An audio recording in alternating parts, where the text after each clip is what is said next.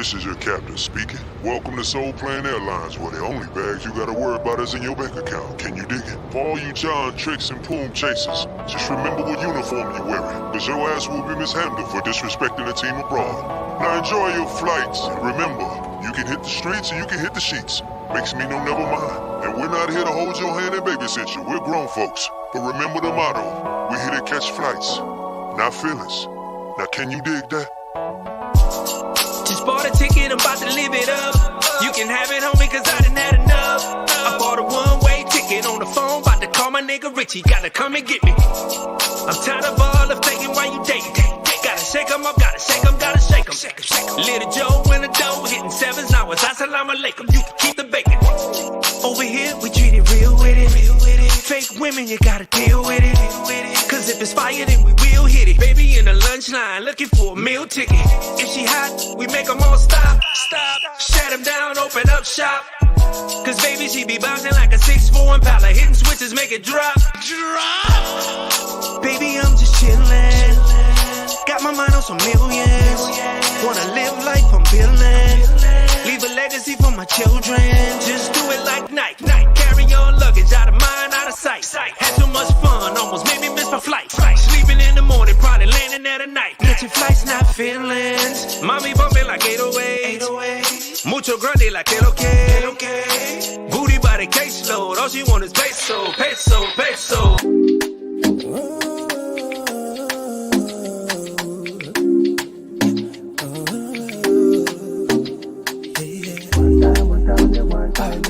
Can't get enough of your loving. One time, can't get enough of your loving. I'm addicted, baby, I'm addicted. Bully, I'm addicted. I'm addicted. Nasema, I'm addicted. I'm addicted, baby, I'm addicted. Nami ushaniteka janani, I wanna lick with taste of that honey. Ujana mitwenda sote gizani. Kama a rap na rumba twachani. Nami siwezi toka kozani. Body fine smooth tender like margarine. I wanna feel your body, be your daddy, no need to debate. Nataka niwe ndani, we are body, usininyime. I like it slow and naughty, girl, you got me screwed, you came away. Oh, I'm addicted, baby, I'm addicted. Fully, I'm addicted. I'm addicted. Nasema, I'm addicted. I'm addicted, baby, I'm addicted. Oh my, chochoka na peya na bala. Napiga vile napiga kinyanga. Siyo mara piga bali masa. I'm gonna do everything niweze kukuplease my love. Siyo ni mwingine juu yako, baby, take it easy now. One time, yeah. Can't get enough of your loving. One time, yeah. Can't get enough of your loving. One time, yeah. Can't get enough of your loving. One time, yeah. Can't get enough of your loving. Tired of fighting with your girl? Tired of dealing with the same stuck-up women when you go out in the States? Tired of these fake-ass IG models begging for cash apps? Fellas, I'm here to tell you, you don't have to settle. The women in Pattaya outnumber the men 20-1 out here. No matter your age, your race, your height, or even your weight, they don't discriminate. They don't discriminate. Think I'm lying? Zoom to Thailand with your man Richie, the Travel OG. Make sure to like and subscribe to all my videos. You got questions? No problem. You balling on a budget? No problem. You scared of rejection? No problem. It's impossible to fail here. Follow me on my journey as I show you why you don't have to settle. And join the family of Zoom to Thailand. Your life will never be the same. Yeah. Yo. What's up? It's another Sunday kickback with Richie Mack. It's actually midnight out here in Thailand. Monday morning, but so I can catch you guys on a Sunday afternoon. This is the get down of what we do with the get down. You dig? How many of y'all saw like the last episode I did about the squid and all of that stuff, man? Did you guys get a chance to see that yet? It's a pretty good episode, man. But you know, I went through so much to get it up, man. Can you believe they hit me with the yellow check mark? Like literally hit me with the yellow check mark over the squid episode. I was like, they out to get me. They're out to get me. But I just edited, re-edited to figure out what was going on. I don't know if it was the thumbnail that they didn't like, or you know, there was a part where my man Daryl said, you know, we was fishing. He said, you know, there's Moby Dicks out there, and I said, I don't catch these, I catch halos. You know what I mean? And we laughed, but I don't know if that's what it was. That's the thing, man, with this algorithm, bro. It's like you just don't know because you argue with a machine, not arguing, but you know, it's telling you what you can and can't do. Then I went for the live response because what you do, you get to get a live person to come on if you contest it. And I did that. And then the live person confirmed the yellow check mark. So I was like, wow. But they don't tell you exactly what it is. They just give you like the guidelines. You either did this or that, or this may have been subjective, but they don't say like, it would really be helpful if they could be like, you know, at 1 minute and 42 seconds, you said B whole F word or whatever it is, or you showed a nipple, or you did something that breaks the guidelines, because then you can go right in and just fix what needs to be fixed. But they don't really give it to you like that. So I got to turn into Mr. Rogers sometimes when I'm doing my edits. So anyway, man, hope y'all had a chance to check that out. Angel, I see you back there. There he is. I see you, Angel. See, you made it. Okay, cool. You know how we doing this Sunday kickback, man. It's nothing like super crazy. We just having fun, brothers getting on and sisters. Gail at night is out there somewhere. Hope she's gonna come on. It's good to have Estrogen on. I got Razor Rays in the background. He gonna be showing you his good. Rays, I got this for you today. I had to put mine on for you. I ain't got guns like Razor Rays, but you know what it is. I got Dan Chan in the house. Dan, let me tell you guys about Dan, man. Dan was like one of my first supporters, man. He shot me something, man. I was emotional because it's like, man, this dude doesn't even really know me, but he supports me. He sees what I'm doing. He sees my vision. So it's very cool. And I got my man Angel out there. Angel Vargas, man. If any of y'all remember the Jacksons American Dream was one of my favorite TV miniseries ever. That one and The Temptations. Like those were the best ones that I'd seen. And Angel played Tito. And he had a great, amazing scene with Larry B. Scott. I'm about to say Larry B. Scott. Lawrence Hilton Jacobs, who played Joe Jackson. And y'all know how Joe Jackson, you know what an incredible actor like Joe Jackson is. Like he played Joe Jackson so good, even Kanye West had to be like, now mad, real mad, Joe Jackson. So Angel had like a really powerful scene with him. I wish I had it up. I could pull up that scene and show it to y'all if you guys haven't seen it, but you got to go see Jackson's American Dream. But that's where we at, man. Of course, Vitaly's in the back. He's always got my back if something goes wrong. And also, man, I'm going to show you guys a documentary I did like damn near 10 years ago about women. Like all the stuff that everybody's talking about now, manospheres and blues and reds. I did this documentary 10 years ago. But that was at the time where men were scared to say because, you know, the women would just jump on you and attack you. So I did this documentary called Still Single, A Divorced Man's Journey to Understanding Women. And I followed 10 women of 10 different backgrounds, 10 different ages, races, religions for over a year. And then went back and did a follow-up, man. It's really, really good, man. But I was scared to put it out because I thought the woman nation was going to jump on me, you know. And so I tried to be real tiptoeish. I wasn't aggressive with it. I was just trying to just find out. So I'm going to show you guys a little bit of that, too. I'm going to give you guys the part one of it. Let me know what you guys think. Now, the difference with this is when I did this documentary, I'd have screenings in L.A., packed house. People would stay and talk for hours after it was over with. That's how compelling it was. But it was more of a female audience when I did the documentary. So now with Zoom to Thailand and with Richie Mack, I predominantly have a male audience. So it's gonna be interesting to see what you guys think about that, man. You know what I mean? So first, y'all can see, man, I just woke up. I had to take me a little nap before I get ready. You see my whip My sheepskins need to get cut. But first, I'm gonna bring up Angel, man, because Angel, like I said, man, he was Tito and the Jacksons, man, and that's my guy, man. Like, and Angel's a real one too. Angel can get down. He got hands and everything, man. Angel's a real dude, man. So, Angel, I'm gonna bring you up, man, so you can say what's up to the people, ladies and gentlemen. Angel Vargas. What up, Tito? Oh my God, you're gonna call me that name. What's going on, man? I'm just waking up, so I'm sorry, everybody. Hello, everybody. Blessings to you and your family. You know, it's good to see you, Richie. God, it's good to see you too, man. How long has it been? Woo, man, we're talking about over 20 years, Richie. Since we seen each other? Dude, I mean, the last time I was at your house in LA, that was what, in the 2000s, man? Damn. Early 2000s. Yeah, man, it's been a while. Oh my God.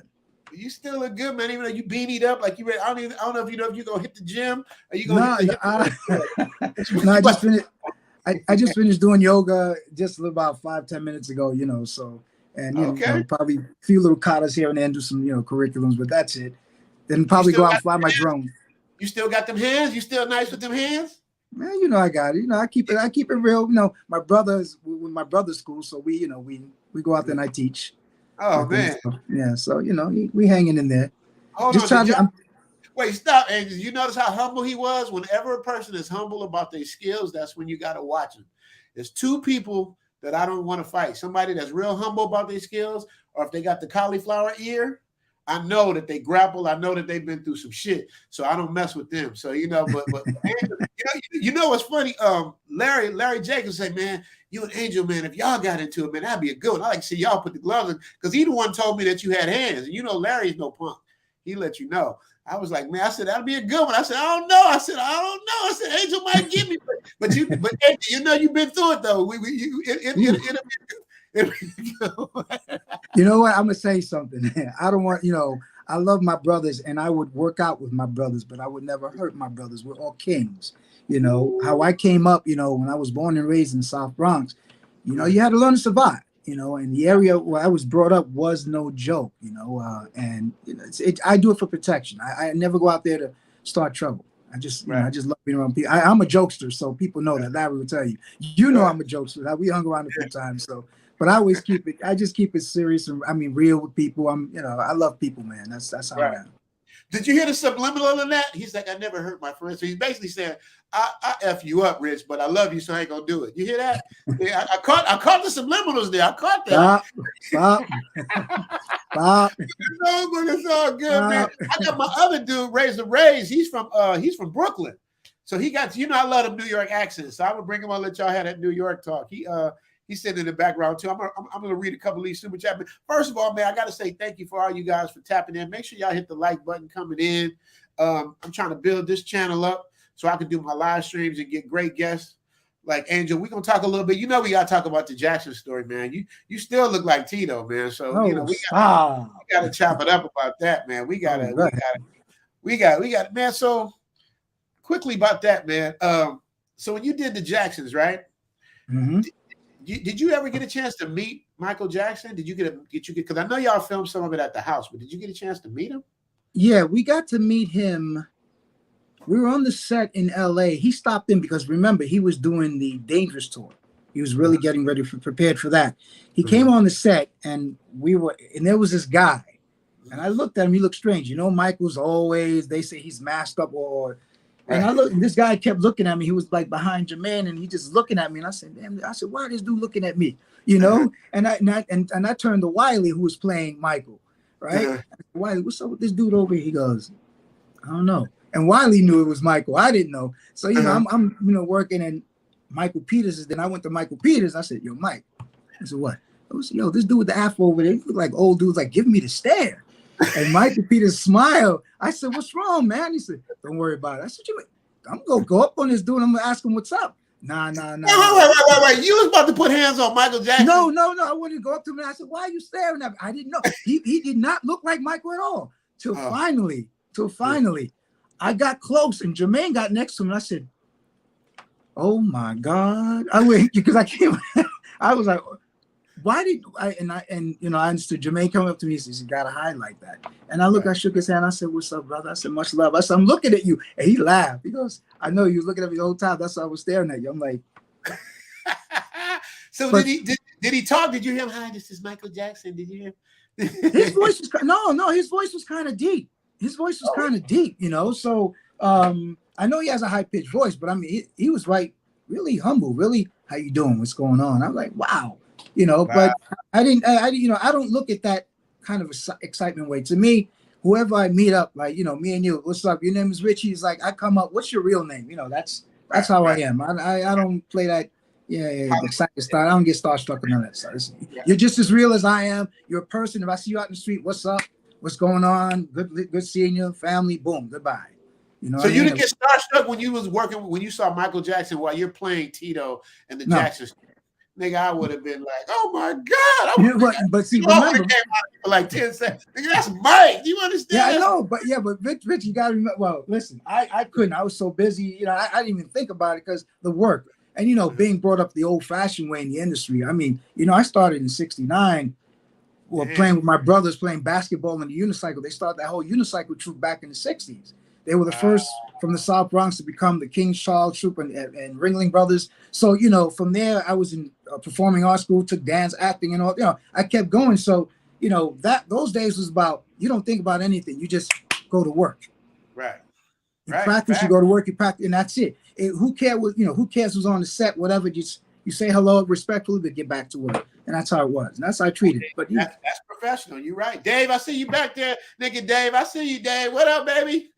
I'm gonna bring you up in a minute. Here's why I get like starstruck, and I don't know if I'll call it starstruck because I've been in this business forever and I know a lot of people. What makes me get kind of, I guess starstruck is the only word I can think of, but what makes me get starstruck is not the fact that, oh my God, it's Prince or it's Michael Jackson or it's whatever. What makes me get starstruck is the fact that I know the work they put in to get there, and they did. And they came from nothing, and they did it. And not only did they do it, they doing it the best, better than anybody. Like, that's the thing. Like, like Beyonce getting to where she didn't just jump on stage. She studied, she rehearsed. Her dad, people don't know about the struggle to get there. When they say overnight sensation, there's really no such thing as that. You know what I mean? Only ones I know are like lotto. People that win the lotto, that's an overnight sensation to me. Yeah. But people that put in the work, like people like yourself, what I mean? It's like, that's what I'm amazed at. Like when you did the Jackson thing, the fact that you played Tito and the fact that you held your own with the great Lawrence Hilton Jacobs, who was like one of the best actors ever. If y'all don't know who Lawrence Hilton Jacobs is, look him up. He was in Welcome Back, Kotter. He was in Claudine. He was in, of course, he played Joe Jackson in the Jackson Story. He's like done so many things, man. He's just amazing. And you held your own with him in that scene, man. It's like I put a reel together for him, and when I put his reel together, I had to put that scene in there. So. Thanks. Yeah, thanks. I saw it. Yeah, Larry and I always contact all the time, so. Okay. Oh, you saw it? Yeah. Oh, yeah. Okay. Oh, so I'm not bullshitting. Okay, good. Of course. Yeah. Yeah. That's so. You went back to New York to take care of your mom. Yeah, dude. My father was sick, and it's hereditary in the family with high blood pressure, strokes, and heart attacks. So. My father wasn't taking care of himself, merchant marine seaman. He was a master chef. And when I came back, he wasn't feeling so well. He left us in 2003. And he looked at me, he said, look, you got to take care of moms. And even though I'm the youngest out of 8, but I was the more responsible when I left my family when I was 15. So, and I came back in 2009. And I was still doing some work. I got some commercial work here and there, but then once mom got sick, it was like, wow, things haven't changed. I'm still writing scripts and doing whatever I got to do, but I take care of her. That's the number one lady, So, and she just turned 99, dude. Wow. I'm working on the big 100 for next year for a big party. So, man, who gets to live? What a blessing! I was just about to say that. What a blessing. Now, Angel, you black in Puerto Rico. What's your ethnicity? Because here we go. So, for my father's side is the Latin culture mixed with Russian, Italian, Spaniard, and Poland. My mother is the Nigerian side. So my great grandmother was from Nigeria, She was in slavery during slavery time. She was pushed over to Montserrat, where she had my great grandmother and my grandmother. From there, the slavery, they were switched around from Brazil in certain places. And my grandmother landed in Puerto Rico where she had my mother. Wow. So my last name would have been Lebron, from there, Mom had all of us in New York, where I was born in the South Bronx. So people look at me and says, yo, you're New York Rican. I said, look, I was born in America. I'm an African-American descent of my Nigerian Latin ancestors, because I can't say I'm from Puerto Rico. I'm not.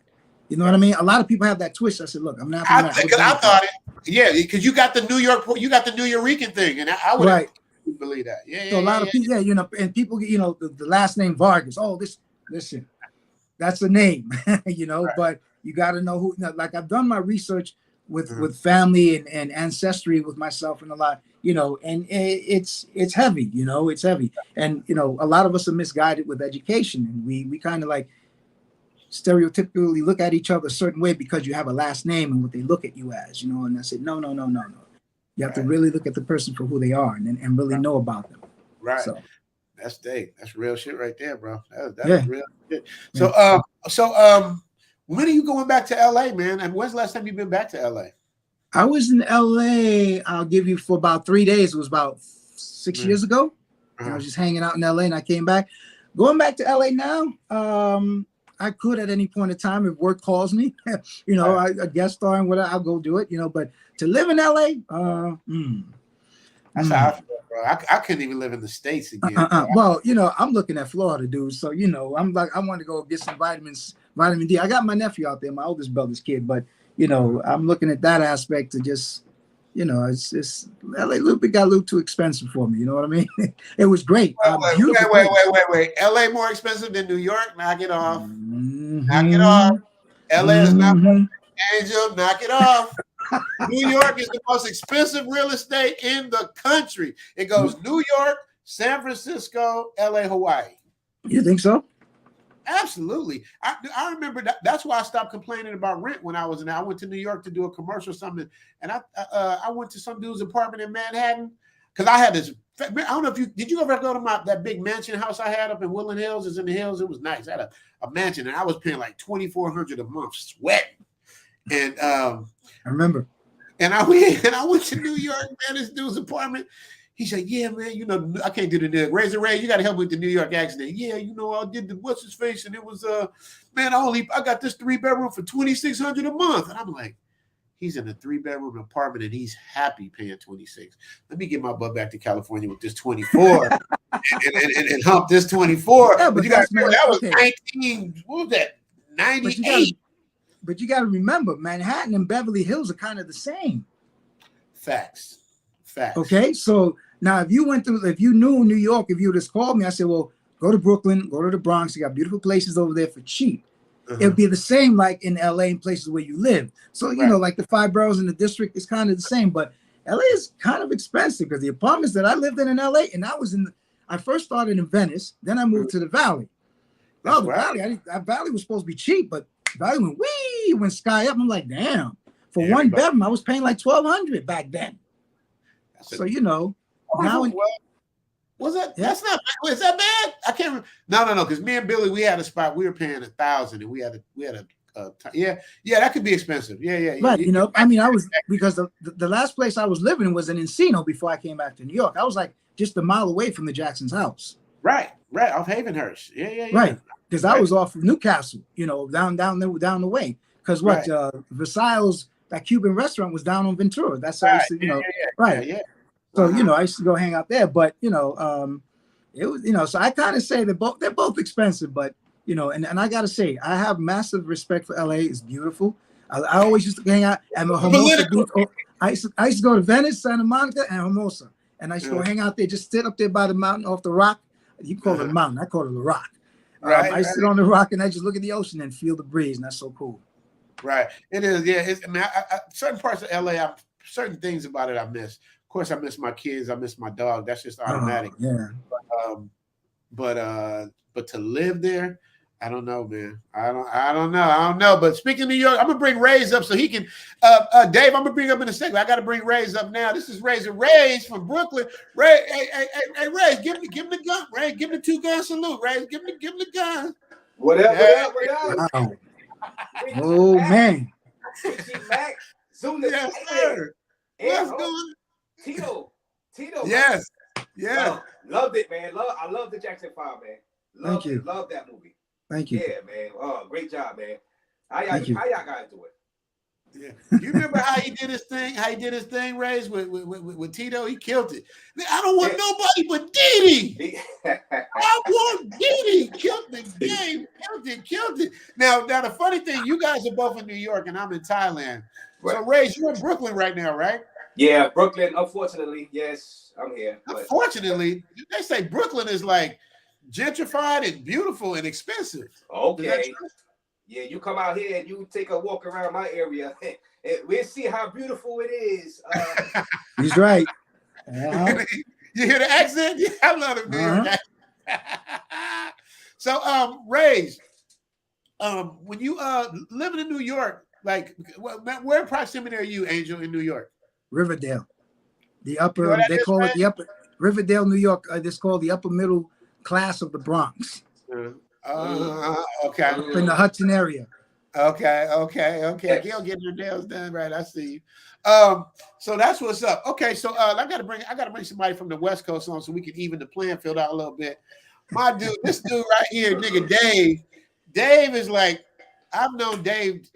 Probably like Hollywood Shuffle was my first movie. I think I probably know Dave. Dave, you're gonna have to correct the history if I got it wrong. But Dave is one of the most solid, cool, not Hollywood, but in Hollywood, actor, DJ. Dave is like a staple. He ain't from LA, but he's like a staple because he's been there for a long ass time. But I gotta bring him up. Dave, what's going on? What's good with you, baby? What's happening, Thailand, man? What's happening going on that side of the world? Man, it's 12 o'clock at night, man. We doing our little Sunday kickback tap in. I love it. I got Angel on. Do you know Angel, Dave? You ever met Angel? Angel Vargas, you know Dave? No. It had to been at one of your parties. Had to be one in the valley. Probably. And I used to live off of Havenhurst down the street from the compound, the Jackson compound. That was my first apartment. Wow. And then the cops pulled me over every 12 seconds, and I was like, you know what? I'm going back over to here. I'm going back over here. Yep. Yeah, man, that's what it was. Well, Dave, you guys have both been actors, but I've known y'all probably. I don't know, Dave. When did we meet? It wasn't Hollywood Shuffle. How far ago? When did we meet? Do you remember? I mean, it was always interacting with you threw the best parties. I mean, this boy here. I mean, if you got invited to one of Richie Mac's party, it was like royalty because it was like Jim Brown. They was throwing women out the window, and if you were at the right time, you catch one and take it home and clean her up. Hey, Dave, you know what's funny about that? The funniest thing is, man, because you got your haters, like, Zoom to Thailand is kind of picking up. People kind of know about it. So the haters are going to come in. So you know what they're saying about me, Dave? They said he moved to Thailand because he couldn't catch nothing at home. Oh. Come on now. Really? Oh, no. That's like a master's degree in hating. Big time. Dave, I laugh. I'll be like, really? I was an actor in LA. Like, you really think it was hard for me to catch women? They didn't even know about the parties, Dave, because I don't really tell people too much about the history. Those who know, but it's just funny. I just laugh and giggle and let them. Well, we didn't have cameras on our phones back then, but if it was, it'd have been. It was viral. Scandalous. Yeah, it was. But in a good way, in a positive, scandalous way. It was. Yeah. We had fun. So, Dave, what you doing now? You working on Michael Collier? You and Michael Collier doing something? I did like 370 shows, and then I was at Dash Radio before that pandemic, and everything was coming up the food chain for my Wake and Bake morning show. But I quit Michael Collier's show so I can concentrate on my show, and I'm doing Monday through Friday, 7 to 9 a.m. the Wake and Bake morning show, and recently I had Royale Watkins. I had Buddy Lewis, I had Jeff Keller, I had Jeff Brown. So I'm bringing in comics, and exactly what we're doing right here with a little bit of music. That's what we're doing, and we just chop it up. What's the name of your show? Because I gotta have Gail drop a link, so we have your link on the show. The Wake and Bake I got Steel Curtain and Gail. I'm happy. Those are my two. That's my 1-2 punch. What is it, Dave? What's it called? It's the Wake and Bake Morning Show on Dash Radio, and of course, Delicious Vinyl. That's my label. That's who I've been with since day one. And I got Mellow. I got Master Ace coming in next week, and a couple more Delicious Vinyl artists. I've been trying to get Tone Loc to come in. I've known Tone since he was Anthony, so we go way back. I'm just bringing in. If you was in town, you'd be sitting right in there and do the dang thing. Absolutely, you got to get Def Jeff too. You know, but Def Jeff lives in Atlanta though. Yeah, but he's OG Delicious Vinyl. That's my guy. I ain't talked to him in a while. Me and Jeff ain't spoken in a while. I need to holler at my boy. But Dave, when you started doing your thing, were you doing stand up or what were you doing? Because you've been around for so long. I think did you start off stand up or acting? It was I guess it was stand up in Comedy Act Theater. Robert Harris, Louis Dix, Ricky Harris. And it evolved into I had a great commercial career. Commercial was my shit. And that's when it was only 3 networks, and it was like, you got a big check. I got a check for 59 cents the other day, man, and I cashed it. Hey, 59 better than 0. Right, exactly. Angel, what's it like in New York though? Like, do you do commercials and stuff in New York? Because I know all the New York people, the New York people always come to LA and take all the work from us. So what's it like in New York? Well, I haven't been doing. The last time I did a commercial was a long time ago. Since I've been back, I haven't tapped in on it. So just been chilling out in New York. That's all. Right. So, but this dude is so humble, Dave. He's so humble, like Angel's like. Did you see? You remember him in the Jacksons, though? You remember how he killed that Tito? Right? Absolutely. Angel, and he's so humble. You know what I mean? It's like to give up your career and go back home and take care of your mom, who's now 99 years old. Man, God has a special place in heaven for you, bro. Because it's like, I mean, that's a sacrifice for real. So. But I'll tell you one thing, man. I was listening to your story, and I'm doing the dementia thing with my mom, my sisters, and we're all trying to circle the wagon. It's heavy shoulders, man. It ain't for the weak. It ain't for the weak, man. That's right. Yeah. Thank you. Yeah. Well, listen, even though I haven't been working as much, I still create to try to work. You know what I mean? So, and it's a blessing. So there's no way you can ever give up. Just keep going until you get your shot. Whatever you can put out there independently, because that's really the way to go now. Yeah. Right. Failure is not an option. You heard me? And you guys see how Razor Ray gets buff? He just lifts his beers up and that's how he gets. You see that there? You see, shout out to Razor Ray. Let me see. He'll get the beer. Cheers. I drink my. He's like, I'm going this way. Right. Yeah. You see how I'm sitting, right? I'm sitting on the angle. Right. So Ray's on you real quick. I saw you had a channel when you was like lifting big old jugs of milk or whatever it was. What was that? What was your channel? Oh wow! You actually seen that video? Yeah, man. He had the penitentiary workout. You was picking up all. Yeah, man. That was one of my first videos I did. That's when I first started doing the YouTube. I was like, you know what? I wanted to do a workout channel. Right. And it was during the pandemic, like the height of it. I said, well, gyms are closed. Let me do a workout where you don't need gym. So I was lifting stuff out of the house, you know what I mean? Milk carton, milk jugs and stuff like that. And that was before I started doing the travel stuff on YouTube. Right. So man, so you went all the way back to my epic playlist and see. I gotta do my research. I gotta do my research.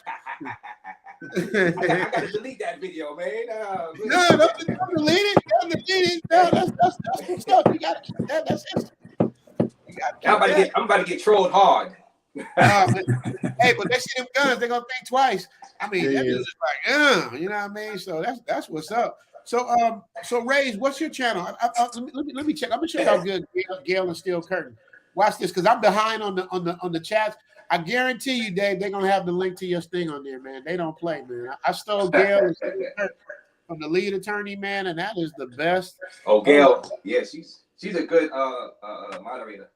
Yeah, oh yeah, Gail is still current.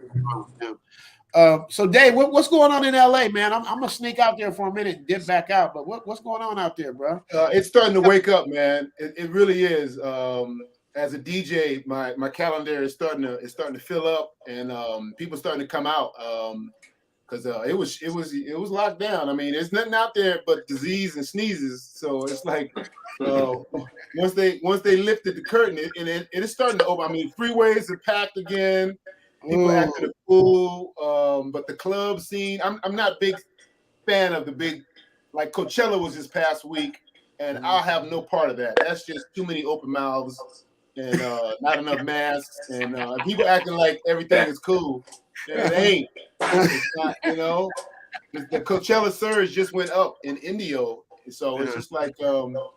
But I'll do parties outside. A lot of barbecues, a lot of pool parties outdoors. Sign me up. At least give yourself a fighting chance. Right. Absolutely. Dave, but how do you play the music on YouTube and getting away with it? Because I'm a DJ too. So how are you getting away with playing music on YouTube? On Dash, I'm on Dash. So my shows are you can't do anything. You can't even be at a club and say like, hey, because if any music is in the background, they're shutting you down. So they got Twitch. They have all these platforms where you can do your shows. And I've been working with the cat DJ Severe. He's the Dodgers DJ, and he has a show. And but YouTube, some people can get away with it. I can't figure it out. Some people can do it, and they skirt around the music. Who owns the music on down there? But with my Dash radio show, it's I'm good. I'm under that umbrella. So you get to play licensed music on the Dash radio. So I guess they got a special mechanical license or something like that. Yeah, and I mean, when you go into Dash, I'm on a Delicious Vinyl, but there's like 50 or 60 different channels that you can go on: country and western, hip hop, rock, the whole bit, and it's commercial free. But me, I'm hardcore hip hop. DJ Nigga Dave, figure it out. I'm going in hard. You in a club at 7 o'clock in the morning with my show. So, and what time do you go? That was my next question. When do you come on, Dan? I'm about to bring you up in a second. 7 to 9 a.m. Pacific Standard Time. It's a 2-hour set, and it's like a ride. And if you stuck in traffic, it's perfect, man. It's perfect for you. Okay. Yeah, that's what's up. Yeah, I gotta. I mean, that's a different time for me, but I'm definitely gonna check it up. Steel Curtain says, "Salute, Angel." See, people know Angel. We got to get our prop. Steel Curtain is like him and Gail at night. I don't know if you know who the lead attorney is. I don't know if you follow in the YouTube streets or whatever, but it's a huge platform, like 3 times the size of my platform. And they're gracious to come and help me with my thing. And they're just 2 solid individuals, and I appreciate. And what I love about them, they're so effective. I haven't even spoken to Steel Curtain. He just like knows, like Gail just knows. Like I wouldn't turn my broadcast on, and Gail was already there. It's like they're just so good at what they do. You know what I mean? And it's like it's such a blessing to like have them, man. So shout out to them. He's giving a shout out to you, Billy Laser in the building. Richie Mack, baby, what's up, Billy? He's always supporting. I love, man. Thank you so much, Bill. If you want to come up and say something, man, you're more than welcome. You dig? Gail, let's get the lights up. Let's get the lights up. Angel, if you've been watching my show, I need to find out from you and David. Y'all been watching Zoom to Thailand, or you don't know about it? Oh, yeah. No, I've been watching this. Yo, let me tell you, I need to meet a woman from Thailand, in Taiwan, so Thailand, different. Let me tell you something, bro. Let me tell you something, man. Thailand, man, and Dave already knows my history. So Dave, I'm gonna get to you next, but I'm gonna just tell Angel real quick. Give me the scoop. Let me get the scoop. Let me tell you something. I might change my mind if you do that to me. Angel, let me tell you something. It's unreal, bro. It's like people don't even believe. Every day I wake up, I feel like I'm waking up out of a dream, man, because it's just so mellow. It's just so cool. Like, I haven't experienced any racism, no staring, pointing, no BS. Everybody kind of minds their own business. But I guess Thai people are so used to foreigners, they're not tripping when they see everybody. What I mean? So it's nothing. When I go with my girl around, we'll go into the deep Thai places, the Teppersit market where it's 90% Thai people. They don't stare, they just going about their business. As long as you don't do no goofy-ish and do some goofy shit that'll get you get you in trouble. No, we don't need that. It's man, I wake up every day, man. If you look at my spot, this is can you see it? Can you see it, Angel? I know you guys. Yeah, I can see it. I can see it. That's my. I got a 3-bedroom, 3-bathroom, the basement with the pool. I don't know if you've seen the episodes. You see it, man. Yeah, I see it. Man, like less than $2,000 a month for a house in a gated community with utilities. You know what I mean? So it's like you can't beat that. But now to get to the woman, and one of my guys who came on before he did it. I don't know if you saw the episode with my guy. Speaking of my guy, let me bring Dan up now because this is one of the first. I got to bring him up. Just bring him up on the people. Dan, what's going on, man? Yo. Hey, listen, I had to put on my Chong beer shirt from my last trip to Thailand in December. This is the poison. You're going to get right with it. Hey, it's funny, Dan. I'm telling Angel because he ain't never been about how the women are friendly, submissive, cooperative, in shape. You know what I mean? It's it's different. Like 45 hits different in Thailand than it hits back home because the 45-year-olds are in shape like 25-year-olds. You know what I mean? You don't see a lot of obese people out here. Shout out to the obese people. Some people like that. I like thick women personally, but you know what I mean. But everybody's pretty much in shape. Attitudes are cool. You know what I mean. And it's just a place to chill. And even if you not looking for that, just to just decompress. Hey, Richie, I got a question for you. Yes, sir. Is it just me, or is it just two types of women in your part of the world right now? It's either boom bam or not. There's no in between. That's just you. That's just you. They keep all the good ones here in the States. In their own country, and dregs come to the States. But when you go to the motherland, you go to the source. I remember in 1989, it was my first time going to Hong Kong. And I saw tall Chinese women, thighs and pumps and bumps. I'm like, why don't they have them over there in the States? Because they keep the best for themselves, my brother.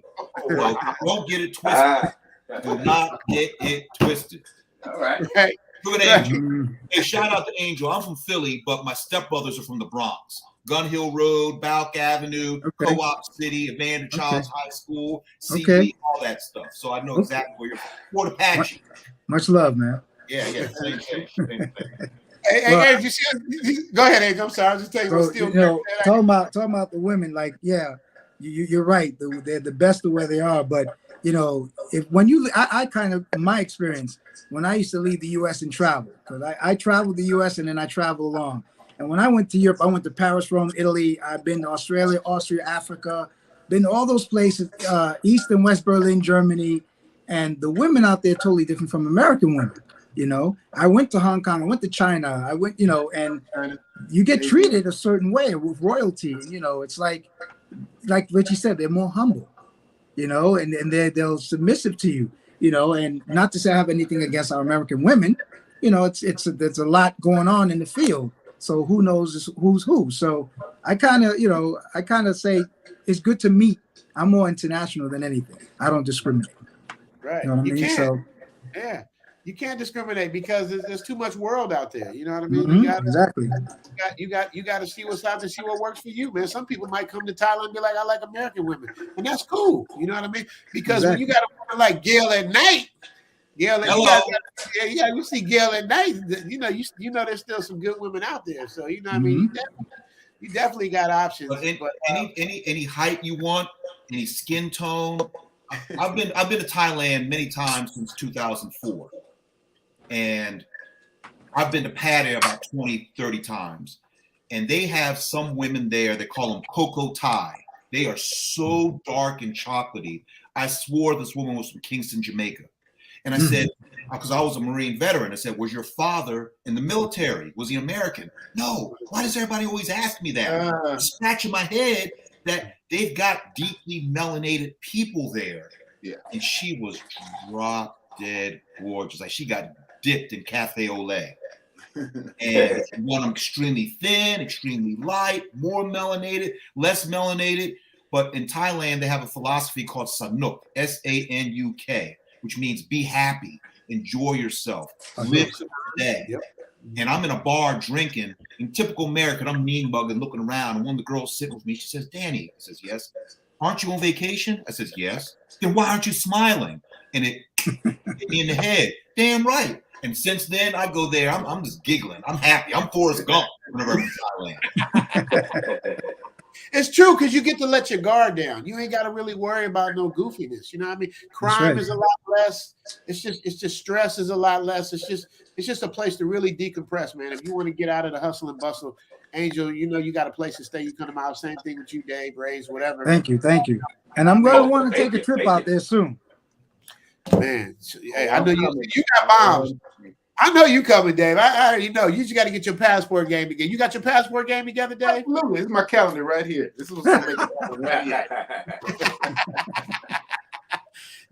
Dave can have fun at a funeral, though. Dave is just... Oh, damn. It's called a funeral. It's called a funeral.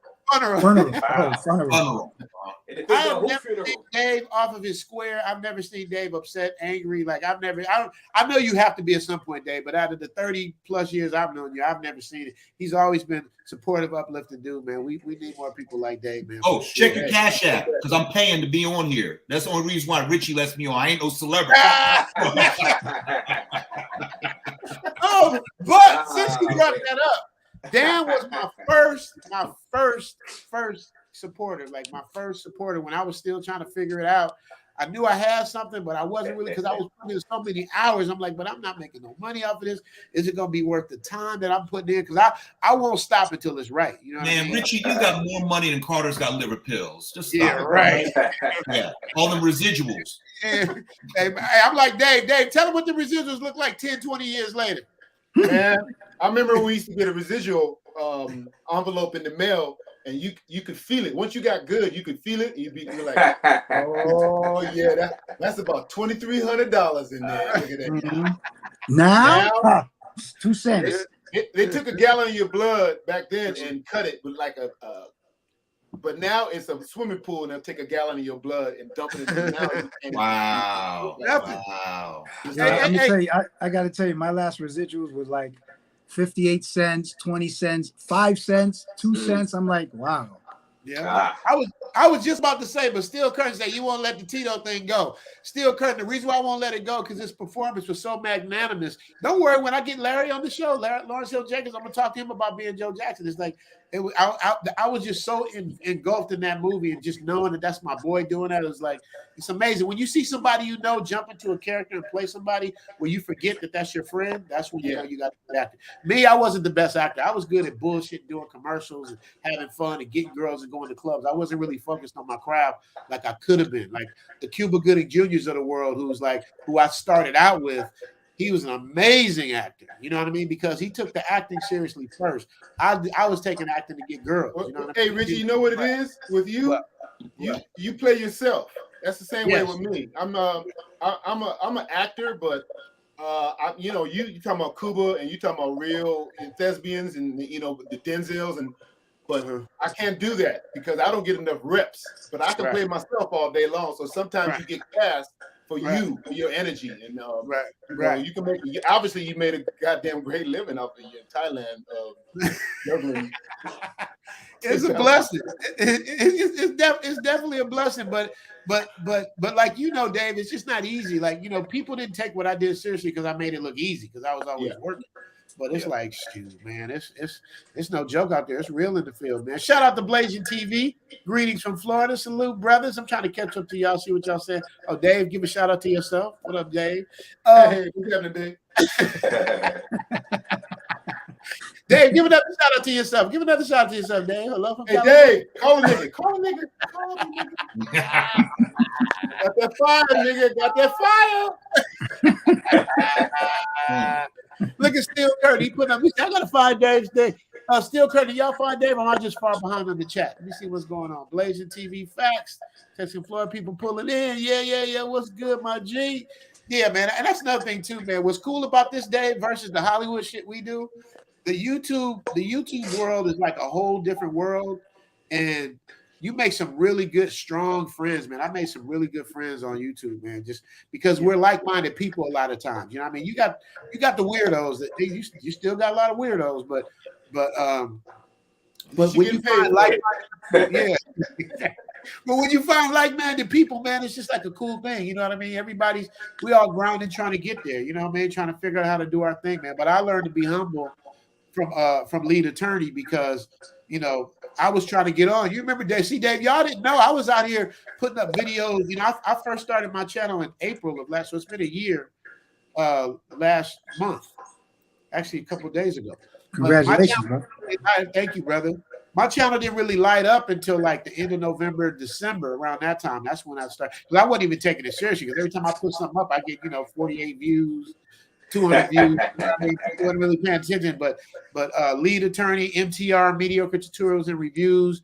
They just started, and then I had a little viral moment and things took off. But once you do that, man, once you put in the work and you keep putting in the work, no time frame go like Razor Rays. He got a channel. He's doing his thing, and he helped me. Razor Rays. I got a funny story about Razor Rays. Dave. Let me tell you something funny, and I'll tell you too, Angel. Like I had this channel like going right. This is why I'm doing live streams on the Richie Mac channel, not Zoom to Thailand anymore, because the algorithm doesn't know what you are when you start flipping up your formats and all that stuff. So before everything was going crazy, then I started doing lives and everything started going down. So I was like, okay. Let me move over to the live thing here and move over here and keep Zoom to Thailand because you don't want to mess with your bread and butter. You want to keep that thing popping. But I lost my train of thought. What was I about to tell you? I was going into stuff. I saw Ray's drinking it. I saw Ray doing his thing, but I think the point I was trying to make is that drinking is making you tipsy. There you go. I know. I'm already tipsy. No. Hey, but Richie, so we talk about traveling. For people who haven't been yet, we have a lot of festivals in Thailand, and my favorite is called Loy Krathong. It's coming in September, and I put a link to it in the YouTube chat, and that's where they make these flowered rafts, and they light a candle, and they put them and they make a wish to the Buddha. The people are so chill. The weather's fantastic. They sell these big flower kratons everywhere, and that's definitely a trip. I'm trying to come back in August for my birthday, but I'm definitely coming back for 2 weeks in September for Lord Krathong. So push the cat out the way. I'm gonna curl up in the corner next to the window where the swimming pool is. There you go. Man. What's the worst time to go to Thailand in terms of weather? Never. There's no worse time. I'll tell you why, Dave. I remember what I was going to say, so I'm going to come back to that later on, but I'm going to tell you why there's no. And the Patong thing you talking about, I didn't know the name of it, but I got video of that too. Yep. So you're right. I have that. I got to make an episode of that because you're absolutely right. But the reason why I say there is no worst time, because people ask me that all the time too, Dave. What's the worst time? Because you got your rainy season and you got your hot season, you got all that, but it's pretty much a tropical place year round. So it's kind of like Hawaii, except a little bit hotter than Hawaii. So it'll rain real hard for 20, 30 minutes and then it'll stop. Or it'll rain for 2 days and then it'll stop. So, or it'll rain half the day and then it'll stop. So, but the weather pretty much remains the same. So it's like a warm rain kind of like. The only time I literally, Dave, Angel, I'm telling y'all, I have not put on a jacket in 2 years, bro. Not even a sweater. Listen, I can't wait to do that. All year round, bro. Never. The only time I've ever been cold is if I'm riding on my motorbike and it's at nighttime and like the wind, like it'll probably be like maybe 72 degrees or something, and you get a little chill. Or if it's raining and it starts raining, and that's really the only time, bro. Other than that, it's like Dave. For us, it's like equivalent to Riverside, kind of like it's kind of like Riverside at the beach. Right. Now, Dave, where he lives in Pattaya, there is country. It drains into the ocean. But in rainy season in October, when you're in Bangkok, the big city, there's no good drainage. The streets literally get flooded. You're driving in a taxi and you got water up to your shins. There's been more than one time I had a babe on my back. I'm walking down one of the soys, carrying her back to my place because the water's up to your knees. Because it's simply the drainage in the city hasn't been like in New York. They got those big steam pipes everywhere and the rats running around. So imagine it's just water. Then after a while, it just clears out. Right. But all the big malls are inside. Everything's air conditioned. Everything's climate controlled. It's lovely because you don't have to be outside in it necessarily. Yeah, the water clears out, but not the rats. Yeah, exactly. Yep. You don't see the rats stay around. Oh man, that's real tough. That's real tough. So, Dave, Andrew, y'all got any questions? Any questions? Any Thailand questions for me? I'm about to show everybody the documentary, the part 1 of the documentary I did. Hopefully, you guys can hang out afterwards. But I'm gonna show y'all on the break. Let y'all see what it is. Y'all got any quick questions before I show y'all a clip of this documentary? What up, where's Chuck? About Thailand. What up, where's Chuck? But you get to the weather. I love the weather. The way you explained it, I can walk around with my tank top and cut sleeves all year round. No problem, right? I just need to shout out to Razor Ray. Yo, the girls submissive girls. I like. Hey, yeah. Raise. What my boy Bill says, the dress code in Thailand is shorts and tank tops. That's it. That's not bad. That's literally. Yeah, that's really good. Blaze TV said Def Jam House producer did Shaq's hit you back in the day. Yeah, he did. I know I got skills. He definitely did that. And if any of y'all are Nas fans, he did the remix to Life's a Bitch. And he also, I don't know if y'all remember this rapper named Boss. She had like a big ass hit. He did that song too, man. Jeff is a super. Yeah, Boss. I do. Yeah. Remember Boss. Jeff, for real. So you may support Richie Mac Chat, SJL doing their thing. I'm trying to let me scroll down. I'm trying to see if they got Dave's channel. There it is. See, what I tell you? Hey, what I tell you? I appreciate it. It was like boom. They don't play, dude. Your YouTube channel? Let me see. Let me bring it up. Wait a second. Is that a YouTube, Dave? What is that? Make sure we that's the connection with Mixcloud, but there's a free app for Dash Radio, and you have to find me on Delicious Channel Vinyl, which there's probably like 30 or 40 different channels, but Delicious Vinyl, of course, Tone Loc and Master Ace and myself, and so that's where to find me. Right. Okay. Yeah, I see the cloud. Yeah, the Mixcloud. Yeah. I like that Delicious Vinyl T-shirt. That's from back in the day. Oh yeah. I can't keep these shirts. I've had these taken off of me in a club, and you see, just like, here, just take it. Yeah, Dad, you know I might need one of them. That's the only thing. See, the upside of Thailand is everything is super cheap. The downside of Thailand is when you try and like import and export shit. That's where they hit you. They hit you over there. Yeah. I tried to be slick my first year here. I tried to get the Black Friday sale in America and got all this. I got like, $1,200 worth of shit. I got Amazon sticks and camera systems and all kind of shit. I'm like, brought it all back. I spent $1,200 for the stuff. It cost me $1,500 to ship everything. Oh my God. Damn. I learned a lesson there. I was like, but I was too late. I was too deep in. It cost me $500 to ship it from LA, because I also threw my because that's when I knew I was going to stay longer. So I had Lily, shout out to Lily, send my shoes and extra stuff, clothes that I like to wear all the time, and that was in the box and all that. Man, that was like $530 to ship it, and then once it got to Thailand, it was a whole nother thing. I had to go through customs and hire an attorney to get. It was just a pain in the butt. So you had to pay other fees, right? Yeah, I got hit on both sides. It was bad. So yeah, but they got a thing out here called Lazada. Black Friday. It's not Black Friday. That's in the red Friday. Yeah, exactly. Yeah, that was get you got twice Friday. Yeah, they got me, man. But other than that, man, it's great. But I want y'all to check this out, man. Tell me what y'all think, man. This is called Still Single. A divorce man's guide to understanding women. This is the first 5 minutes. I got a little bit of women playing. Yes, I'm gonna say this. This be still single. Look at this. Look, I'm single. Been single by choice for 3 years. Okay, and smart. You're smart. It's my 5th anniversary of freedom. And it's interesting because, and I'll tell you why. A lot of times, I meet women, conversation. And the minute they hear, because I'm very honest and upfront, I take care of my mother. She's 99. Oh, you got your mother. I cut the conversation. I'm out. Wow. So it's like, yeah. So there's no patience. You know what I mean? So I say, who cares? That means nothing. God bless. I'm taking care of my dad now. I only got 2 more alimony payments left. Wow. Richie. Shout out to Dan.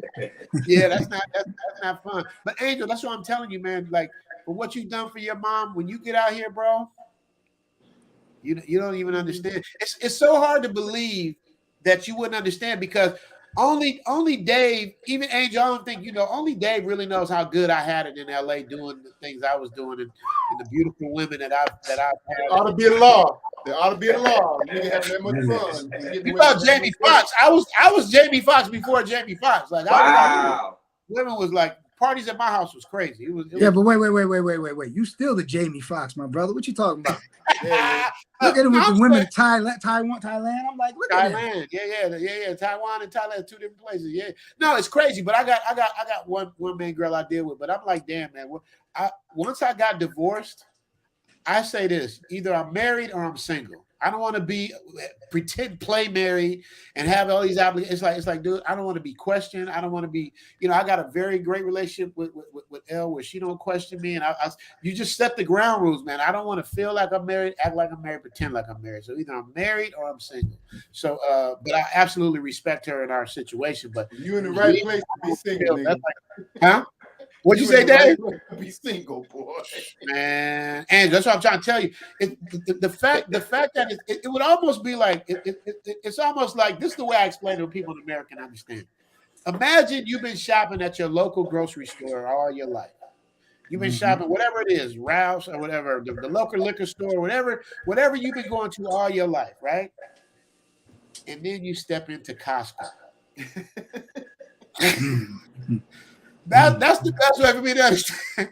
It's like going to Costco. It's like, wow, I can get all this for this. Like, no problem. And you'll take my shit back after 90 days with no questions. It's like Costco is like so hard to believe. Like when it first like popped off, it's kind of like that because it's hard to believe that people can be this friendly and cooperative and submissive and beautiful. Right. It's really, really hard to believe. You know what I mean? But it's real. And a lot of people say, well, they only want you for your money, but that's anywhere you go. Anywhere in the world.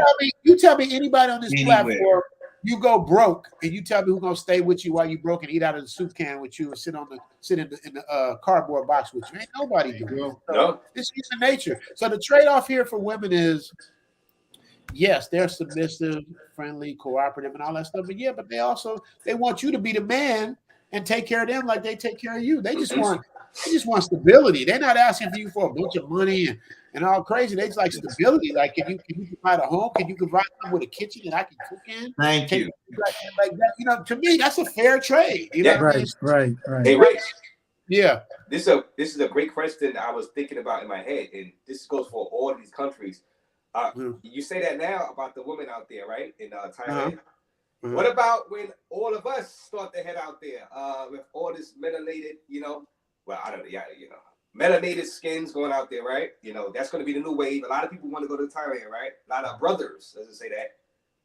Will the girls' attitudes change the more, let's say, melanated guys, brothers start going out there? Will they start feeling a different way? Because some guys go out there, bring the hip hop attitude, throwing the money and stuff like that. You see it in Cartagena, you see it in Colombia. Will the girls feed off of that and start acting a little different? You think that'll happen? Great. That is a great question. I'm glad you asked that. Yeah. That's an excellent question. Let me say this to you. First of all, the fight, because I figured this out because I'm like, I don't want them to turn this into like the DR, what they did to Colombia. I want to, and Razor Ray's very politically correct with what he was saying. He's basically saying that, are they going to turn this into the N-word situation? Are they going to mess it up? That's basically what he's saying. And I get you. I'm not saying it can't happen because anything can happen. You know our people, man. We can mess up a free lunch sometimes. So, but I will say, Thailand don't play that. Like the government, first of all, it's a long ass flight, and nobody wants to spend 16 hours on a plane just to get. Oh God, hell no. So, break it up into 2 segments. Yeah. So and Dan's been here. Dan can tell. It's like You can get away with so much, you know what I mean? But you cannot throw money. Number one, it got the king's face on it, so that's illegal. So you throw money in the air, you can go to jail. Yeah, so you have a lot of guys go to jail because they will throw it. They start drinking this, they gonna start flinging it, and they gonna be in handcuffs. Yeah, they would. It depends. I've actually seen some white dudes do it, so I'm not saying that's native to just white people. White people throw money too. I guess it depends on who's there when it happens, or what happens. But who wants to take that chance? Like it's you're in a great place where the cost of living is affordable, where the people are friendly, the food is good. It's like, you know what I mean? Why mess that up? And the people that do it, right? Example, they'll make an example out of them. Like I promise you that. Richie saying about the king on the money, right? Getting back about Thailand will not get corrupted as Western countries, Dominican, Colombia, Costa Rica. Thailand has never been colonized. They are a very proud, strong, long culture. And that patriarchal system is still there. Mother, father, grandparents, schooling. It's Buddha, king, parents, dog, cat, flea on the back of the dog and cat, Westerners way down at the bottom. So they will look at TikToks. They'll see the people coming and going, but they are not going. They will shut down again. They will not let the outside influences from the barbarians change their culture around that much. On the fringes, those clout chasing chicks, yes, but there's more of them up in the province. Come down, just like in the States. When a woman turns 29 and 30, there's another 18-year-old popping out the oven, fresh, ready to go. Those should be run through by all what few Pookies and Ray Rays would come, but there's new quality women coming out of the provinces that you can meet. Right. So it's not a zero-sum game. The pie is expanding bigger and bigger and bigger. And frankly, like you said, nobody wants to make that hump to get all the way out there when they can go to Costa Rica or Colombia in 3 or 4 hours for $300. Who's going to drop $1,000 to fly from here to Tokyo, 12 hours, and then 5-hour layover in Tokyo, then another 3.5 hours to Bangkok, get there at 1 o'clock in the morning. You don't know whether you're coming or going. It takes strong fortitude, bruh, for us to go out there and do that. So only us, the cream of the crop, the talented 10th, we're the ones who go out there and experience. Wait, Rays, what he just said, we need to clip that. This is what a clip, like Dan, you broke that down. That's a clip right there. I couldn't have said it better than that. Yeah, he hit every single point. He's right. Sure did. And the thing of it is, the only thing I'm gonna add to that, Dan, is that shout out to you, Felicia Jordan. By the way, I see you, Felicia Jordan. Shout out to you, sweetheart. Hola, come on, Felicia and Gail, they like to roll in the back and not really do it. But it's good to have some estrogen up here sometimes. So bring that female energy if you ain't scared. But the only thing Dan left out is for every. This is my opinion, personal opinion. For every man that comes, there's 5 more Thai women. So they just like he said, like the numbers are just crazy. You know what I mean? It's like, because you got massage parlors, you got regular people, you got people working in the mall, you got people cooking food. It's just everywhere. And what my guy, I don't know if you saw the episode with my guy Malcolm when he was talking about how the Thai system is set up. It's like, they don't have a retirement like we have. Like, Dave, I'm about to collect my SAG pension in a minute.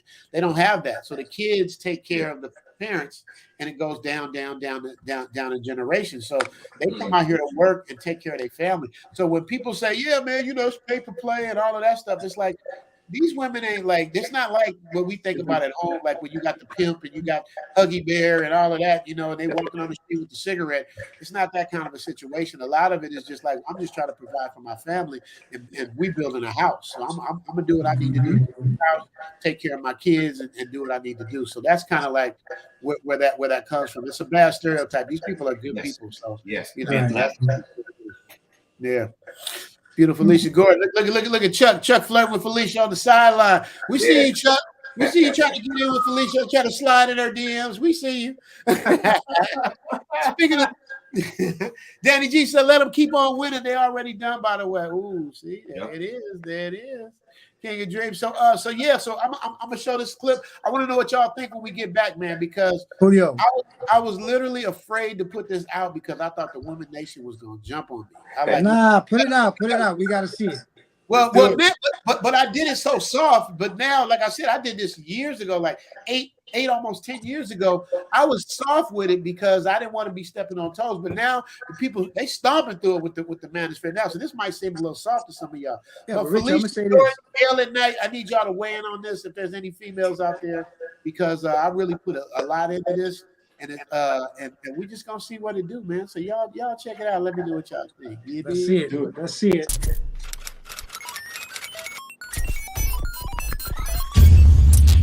Make sure to like, subscribe, and notify. The algorithm is real.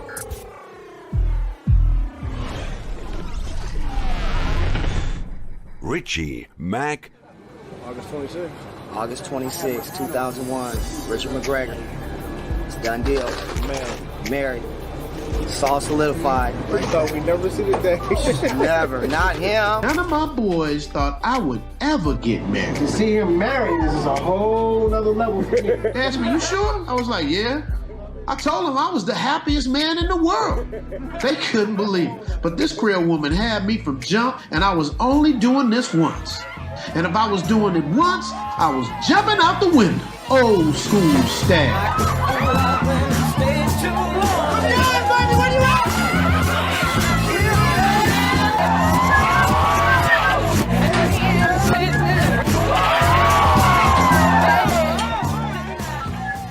That was then, this is now.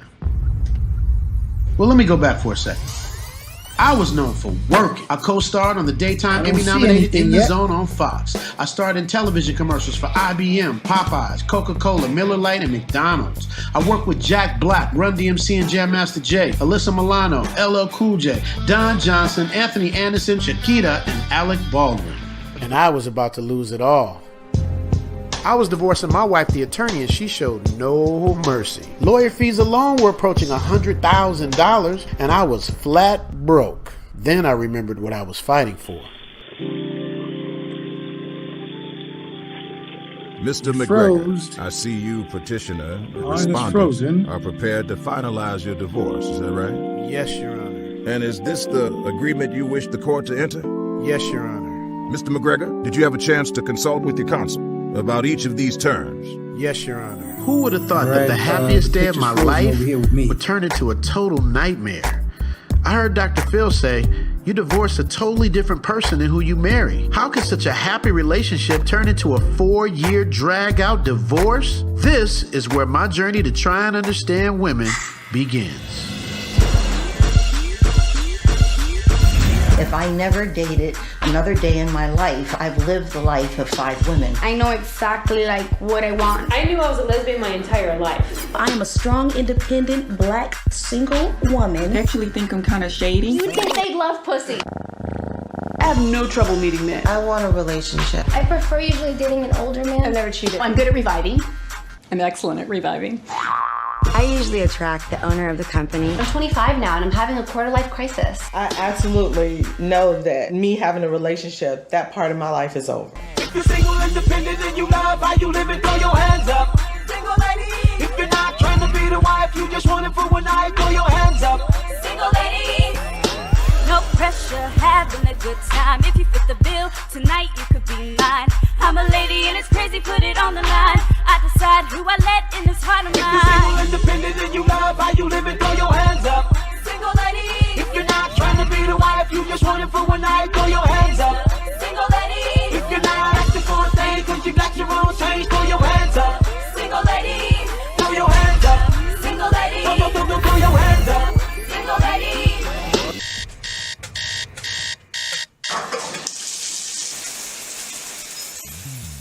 My mother had my brother when she was 14 years old. My ex-wife's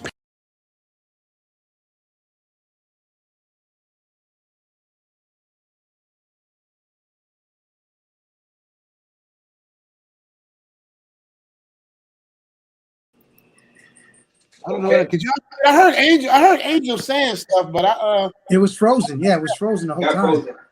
Y'all couldn't see it. No, we saw it. We saw it into the. No, it went through, but it stopped right when you talk about your mother having your brother. Yeah, your brother. And that's when it stopped. So that's a nice teaser. You did that deliberately. That's what we call a cliffhanger. Yep. Now, I kept hearing Angel say it. I don't hear nothing. I'm like, damn, what's going on? But I had to let it play through because you was the only one saying that, Angel. But yeah, man, it's dope. I really went in on this, man. It's a good story. How long is YouTube? Is it on YouTube? No, I haven't put it out yet. I was scared. Okay. How long is it though? It's about a little over an hour. It's like a TV style. It's like an hour documentary. Like Dave said, I want to see the full thing, man. You got the timing's right to release. I would love to see it. Yeah, it's really, really good, man. You guys will be proud. Well, Richie, let me say something. You don't need to be afraid because everything out there is politically incorrect, and people are, coming out with their opinionated views. What you have here is telling a lot of facts, so put it out. Don't be afraid. Well, I was afraid then. I ain't afraid now. Back then, I was afraid because I'm like, women gonna jump on me. I'm an actor. I'm gonna get banned. I ain't gonna be able to work no more. I thought they was gonna come after me. So I was like, let me just chill. Plus, my kids were young, and I didn't. They were too young. I didn't want them to have to go through anything or whatever. So I kind of fell back. And my ex-wife's an attorney, so there's a lot of feedback in the background. Yeah. Y'all got feedback? Who's that with the feedback? Is that you, Angel? Yeah, I'm here. I'm hearing feedback. Feedback. Is that for me? It ain't me. Not me. Nah, my mic is on. What is this? Mic check. Mic check. Mic check. Mic check. Mic check. Mic check. 1 2 3. 1 2 3. Mic check. Check 1 2. Okay, it's not Angel. Try you, Rays. Check 1 2. Check 1 2. It's Rays. I'm muted. It's you, Rays. It's you. Me? Yeah. All right. Let me see. Yeah. Well, we all good, but yeah, man, I'm gonna drop it off like pieces at a time. And well, like Angel said, it's the right time. We've all been through it. I was married 22 years. Yes. Had separated for 2, 3 kids. My legal fees, like you here in Virginia, were over $100,000. We still have to talk about some child support stuff and dividing up of pension and stuff like that. And it's more than a notion that we have all gone through this. My dad was married twice, and the scars are there, and we men are afraid to say, I need help, or this is what I went through. But we got to get that out there in the discussion, and we'll all get better. The better, the more we do it, the better. Yes, I agree. Right. It's true, man, because it's rough out there. Dave, you ain't never been married, huh? Never been married. Been with the same woman for 24 years. God bless you. And we had this rule: if you don't like what's going on here, the other one would leave, and 2 days later they will come back, and the other person should be gone by then. So it's like, pack your shit and get out. That was and like I had Royale Watkins on the show, and he was asking me questions about my relationship because he has him and his wife have a relationship show on podcast, and he was like, "Won't you get married?" And I was like, "It's 24 years right now, so we don't. I'm good. I mean, it's worked so far for us. Right. Right. If it ain't broke, broke, I gotta ask the judge for my album. My album, right? Somebody gonna fight me over my album collections. It's not gonna be pretty, man. It's not gonna be pretty. Ah, man. Yeah, because you would have to give up half your albums, like with someone else. Would you have to give half of that up? No, you have to take each album and snap it in half. You have to put that shirt in half. But you know, he's an attorney, but this white guy I follow on YouTube called he's on YouTube out of Pennsylvania, where I'm from, and he's 2-minute clips, and he says you can have a loving relationship with a woman without bringing in the state into your relationship. Jonathan Noble Esquire. His things are quick, to the point, and he says if you don't have a prenup, he pulls a big book of the Pennsylvania Divorce Code. This is going to be your post-nup. But even prenups can be argued and fought after. So after my 5-year hiatus is up, I would love to have one woman that's mine exclusively, but I ain't inviting the state in anymore. I'll set her up. She'll be my emergency contact. I'll have money for her if I croak, but Never. No more marriage licenses. That shit's done. There's nothing. There's no upside to it. None. None. I mean, none of the only upside to it is the fact that your spouse is covered insurance-wise and all that stuff. But other than that, in terms of tradition, there is. If she's rich and you're poor. Now, if she's rich, if I'm going to marry, she got to have way more money than me. You know what I'm saying? So that's the only way. But they can see that coming a mile away. Hey, if they rich and they see your broke ass coming and they marry you, hey, oh man. Hey, I heard a good one, Rich. There's a new category for people that marry or get into relationships so they have a place to stay. It's called a hobo sapien. Yep. Hobo sapien, homosexual. Homosexual. That's all right. Yep. Going from couch to couch to couch. Right. Couch warrior. Couch warrior. Damn. Hey. Probably get you this green dollar sign, Richie. Oh well, you're not monetized. Yeah, this one, right? All right, but it's all good. It's all good. That's what I love about this channel, man. We just get to be free and have fun and laugh and have a good time, man. That's why I'm glad I have this panel, man. Everybody I have when I have a panel, we can't laugh and have fun. Man, what are we doing, man? You know what I mean? Exactly. Yeah. Living life, you know what I mean? We good, man. You know what I mean? Right.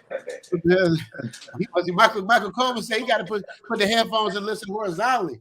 That means he laying sideways. Yeah, it's early morning over in Tokyo.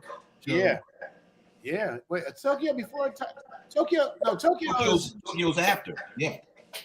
Because it's 1:20. Oh, it's another thing too, y'all. I ain't gonna stay forever. We're gonna end this off at the 2-hour mark. We got about 30 more minutes or so. We're gonna shut it down. The countdown.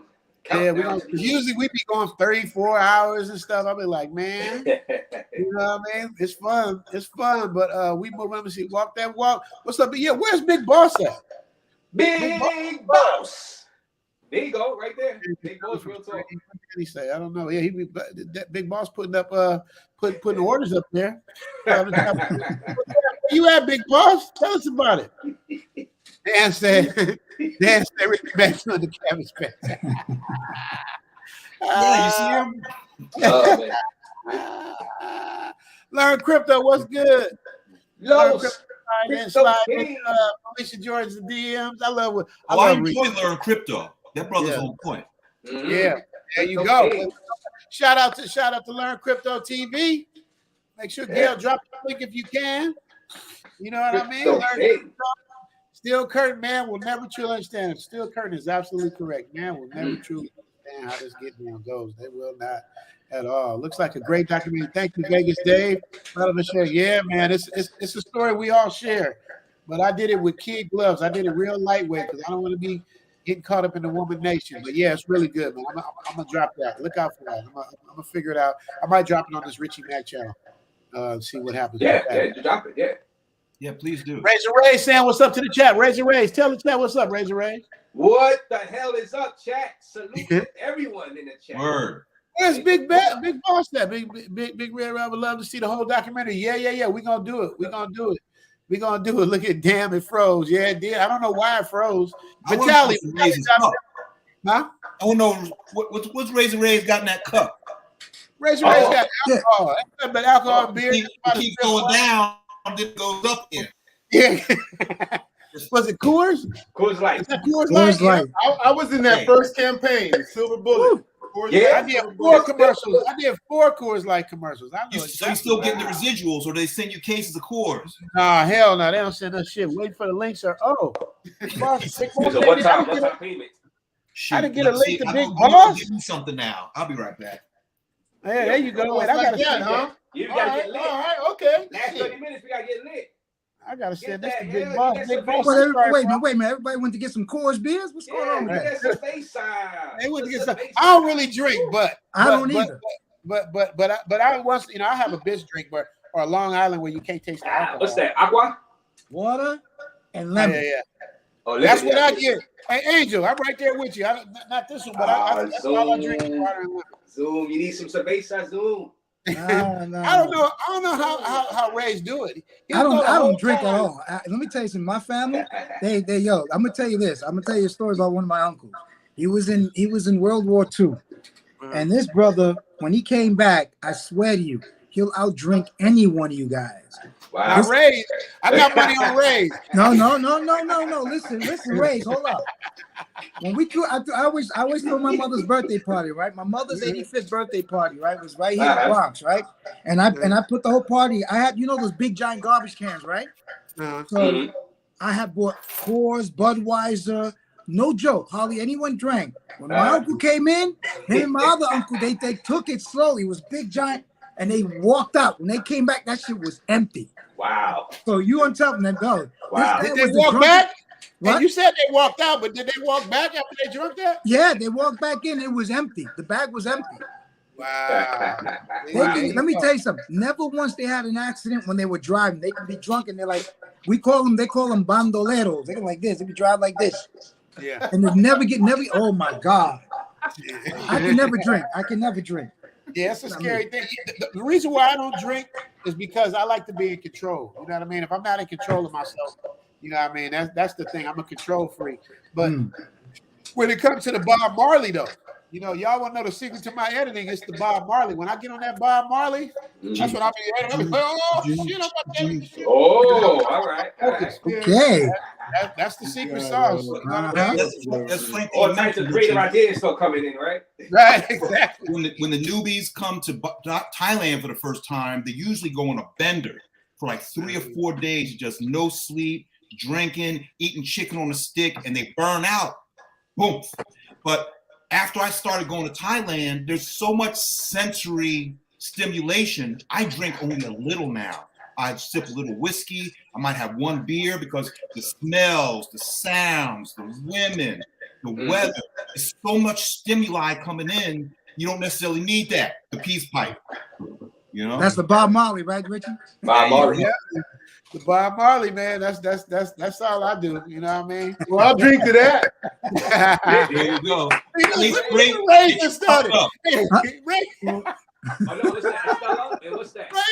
Ray, look what you did, Ray. I put up my water. Oh, I'm a bad influence, right? I'm a bad influence. Here we go. I would drink to that. Hey, this is a man. There you go, Dave. Thank you, Dave. Send that my way, Dave. Woosah. Oh my God, woosah. Let me get the charge. Right. Oh no! Can I do this on YouTube? Can we promote that? Yeah, you can. You're all right. Hey, back, brothers out your back, Jamel. Thank you, brother. I appreciate that, man. You need to come up if you want to, man, because you always support. You always be around. If you want to come up and say something, please. The Thai government was advertising they're going to have a big marijuana festival. They want to have cannabis-free zones in Thailand. I saw on the news. That's coming up. Yes. That would be awesome. Wait. Talk about marijuana. I swear to God, I did not know. But don't say that word. Just say the Bob Marley. So I don't know if we're allowed to say that. All right, no, I know. Let me say this. When I was just walking down Times Square about 4 months ago, I saw a bunch of Bob Marley buses and vans. I'm like, what? I couldn't believe it. I was like, yo, are you serious? Yo.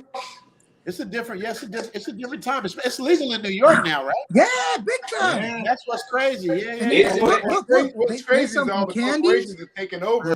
Candies, brownies, all that brown kind of people stuff. sitting in jail for the next 15, 20 years with all these time on there. It's just like they can't have it both ways. You can't make it legalized and then keep people locked up in jail. So that's a problem I have. I know they're tripping. Y'all don't understand. Wait a minute, I gotta stop this. Luke Casey's in the building. Who's this? That's that's the legend. She's with Kevin Samuels all the time. Oh my goodness. Luke Casey's in the mix with whoever she wants to. Everybody knows. Whoever she wants to be with. Yeah, Luke Casey, Gail. I call him Salt and Pepper. Salt and Pepper, they need to get a little rap group going. Do I gotta go put on a suit? Do I gotta put on some? Do I gotta clean? You got Luke Casey, Gail tonight, and Steel Curtin. Man, I feel like the lead attorney. I need to put on a suit.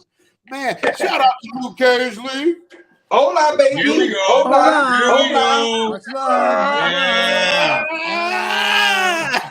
I'll drink to I'm that. going this way. Yeah. I'm going this way. Yeah. She's the queen of Sheba of the interweb. Black manosphere. Right. Everybody loves Luke Casey.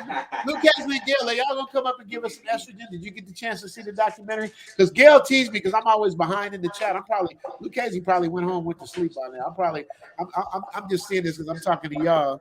King and Dream giving her a shout out. King to Dream, what up? King and Dream, what up? He says he's got his international passport. Yep, let's go. Let's do it. Get your what's up? Keep taking us up. Get in and out. Yeah. THPP network in the house. Y'all should come up, THPP. Send them, drop the link.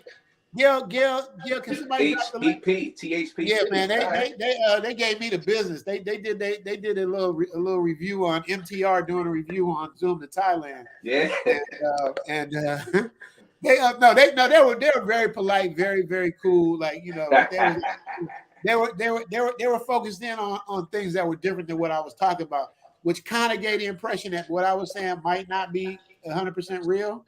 Right. So, but they were giving it from their perspective, so I totally understood it. Because people don't understand why I'm out here so happy. They're like, you know, man, how come you don't talk about people getting robbed and women breaking people's hearts and you know what I mean? And it's all pay for play, like they got all this stuff, which a lot of that is true. A lot of it is true, Dan, but it's like, but that's not every experience. At least it's not. We call it the land of smiles for a reason, because they're always smiling. And as a Westerner, when you go there, you think they're phony at first. These people cannot be that damn happy. First of all, I went to Hawaii. Everybody in Hawaii is so laid back because they live in paradise. Yeah. It's perfect every day. They got the ocean. And in Thailand, they take it a step further. They're very laid back. We live for today, and everything's happy. I think the lesson to be learned on that energy, because he's always talking about bad things going, you know, worried about bad things. That's his aura. I mean, he needs to change that, and maybe you won't get robbed. Maybe you won't have a bad time, and maybe you ain't got to have a stank face on all the time. Yeah. Absolutely. THPP didn't say that. There's other people that say that. Like somebody sent me a link of a dude saying black men shouldn't come to Thailand, and you know, don't let these people fool you. And it's like, dude, I live here. It's one thing when you can visit, you there for 10 minutes, but I've been living here for over 2 years. So it's hard for somebody to tell me what life is like in Thailand when they don't live here. I live here, bro. So it's like, I'm gonna be straightforward, man. I hated your ass for the first 8 months that you moved to Thailand. I was gonna block you and not watch it. I said, this is bullshit. I don't even want to. Wow. This nigga's too happy.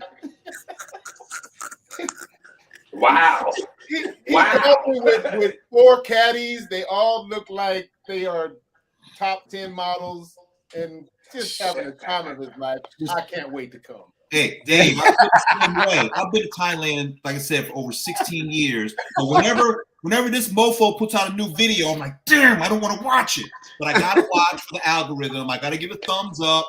I gotta email. I gotta leave a comment. Meanwhile, I'm dying on the inside. Yeah. I'm here in DC while this mofo has a swimming pool outside his bedroom.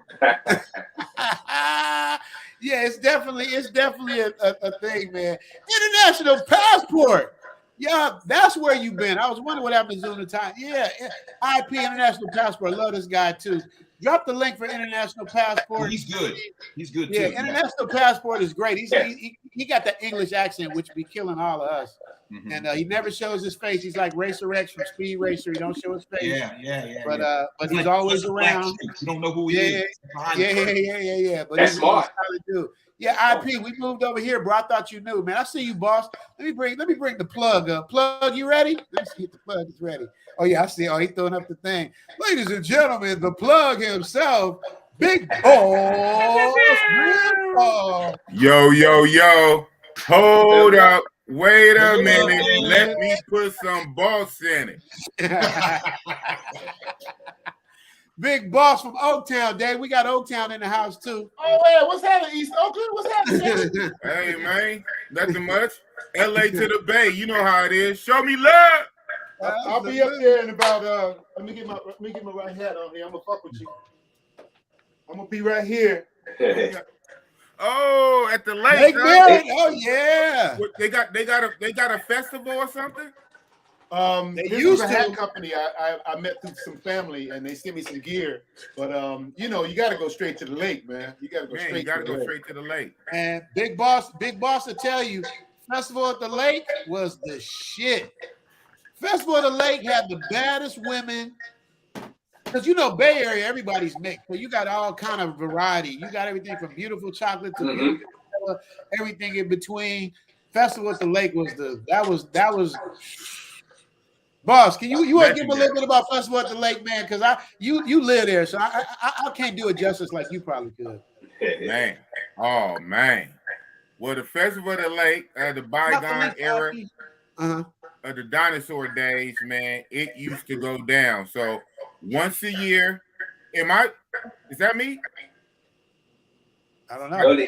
They said it was me. I get. Let me mute myself. Let me see. Let me see. I'm the scapegoat guy. Let me talk. Talk, I just muted Ray's. Talk. Yo. Yes, Ray's. I'm gonna keep you muted, Ray's. Ray's. Yeah. Brooklyn in the house. We can still watch you drink though. Go ahead. What was you saying? Right. Yes. So real fast. The Festival of the Lake used to be a beautiful thing down at what we call the Lake Merritt, Oakland. Believe it or not, we have a lake, a big giant lake, kind of in the middle of Oakland by downtown Oakland, big giant scenic lake. Center of the universe. And at this lake, once a year in the summertime, it is always at the very beginning of summer, so it kick off summer. On top of that, they would have a festival. Now the festival was hosted by the city, and it would have literally hundreds, if not thousands, of booths and boutiques and little markets. People could come set up their shops. Like real businesses can come down and have a little booth, or a little one man, little mom and pops can have a booth. They'll sell things. Churches would be out there. Nonprofits would be out there. Businesses would be out there. People selling trinkets, DJs, music, food. And so it was a festive environment, and it just brought everybody out. It was so big. Is barbecue Karen gonna be invited this year? I don't know. Well, no, we don't have it no more. So the whole thing was it was so great that it would attract people from all around. It wasn't an Oakland thing. It wasn't a Bay Area thing. Then it was a Cali thing, and I'm thinking it was an out-of-state thing. It would attract every year it got bigger and bigger. It would be thousands of people all at the lake, and yes, all kind of bad women, man. We used to go out there, get the phone numbers and all this shit. But as any good thing must come to an end. Pookies and Ray Rays and niggars messed it up. Every year it got even though it got worse and worse, it was so much benefit, it was so fun, so much interactive, brought so much money to the city. The city tried to keep it going, even though it got worse and worse. And one year it just got off the hook. The guys were fighting the police. They wasn't quite shooting at the police, I don't think, but then it'd be some minor shootouts, whole lot of fighting. It got wait. He said minor shootouts. Did you hear what he said? It's Oakland, man. That's an oxymoron. Hey, people throwing stuff at the police. It got hectic. So after that, they said no more. Wow. We were like, oh man, never been the same. But it's funny. Every now and again, people and organization groups try to make their own little festival thing. It's not the same. Because it was hosted by the city, it was giant, but the lake is still a lake. So people go out there and kick it and barbecue or whatever, but it's not quite the same. But the festival used to go down. Festival at the lake. Dave, that would be equivalent to what was it for us? What we had in Westwood? What was that thing in Westwood we used to have? That little thing in Westwood. They got messed up. That one got messed up too. THPP, I see you back there, baby. I'm about to bring you up. See why we can't have nothing nice? We can't have nothing nice. Go in. I see you. Even in the travel world. That's why we can't have nice things. Even in travel world. Pookie and Ray Rays. And always got to mess up. So don't go to Thailand. Stay at the lake. Stay in Oakland. Stay in global entry also. So when you come back to the States, you zoom right through. Global entry along for your passport. You get the TSA pre-check. You come in, they don't inspect you or nothing. It's $100. Get the I wrote it down right here. You got to walk me through that. You Down. got to walk me through that. Yeah, that's what's up. Some credit cards, you get travel credit cards will reimburse you your global entry fee and your TSA pre-check. And then wait. Is that your license? Wait. Say it. Wait, Dan, start over. Start everything you just said. Say that again, please. So when you get your passport and you're traveling, you still have to wait in long lines to get on the plane. Right. So before you get on the plane, they have TSA pre-check, where they background check you can go through fast. But there's also a pay service called Clear. And Clear is not at every airport. So if you get the TSA pre-check plus the Clear, you have a special line where you jump ahead of everyone at the U.S. airports to get on your flight. You don't have to take off your shoes. You don't have to take off your belt. They scan your iris. They check it out. Boom, boom, boom. Put you ahead of the line. And everybody else is hating you. They are waiting in line with their old lady and their badass kids while you get to the front. Then when you come back in the country, you get what's called the Global Entry Card, which is a service through the U.S. government. You pay a fee. They interview you. And when you come back into the United States, all you do is you just scan your card, a ticket prints out, you grab your luggage, the customs people don't even speak to you. So you're the first one out of the airport when you get back home. Now, several credit cards, travel credit cards, will reimburse you the fee for your TSA pre and for your global entry. So you have to go to like nerdwallet.com or thepointsguy.com, and they will list the best travel credit cards that will give you lounge access and will reimburse you your fees for TSA pre-check and global entry. Damn. You're welcome. Damn. But wait, doesn't that? Let me ask you something though. Doesn't that because they got something with your license now that you pay that you can also skip the line at on the airports. I know something with your driver's license. Well, that's the true ID, which is law now that you have to have that ID, but it doesn't let you. It won't admit you to the TSA pre-check line or the Clear service. Didn't they also wanted to put the passport on the license as well? Wasn't that supposed to be happening? They were thinking about getting that done, yes. Yeah. Because at least you have everything. Once you check that license, your passport shows up when they put it to the computer, and then you can go right through. Yes. But this will save you. THPP, you ready? Let me bring up TH. There he is. What's going on, THPP? Hey, salute, gentlemen.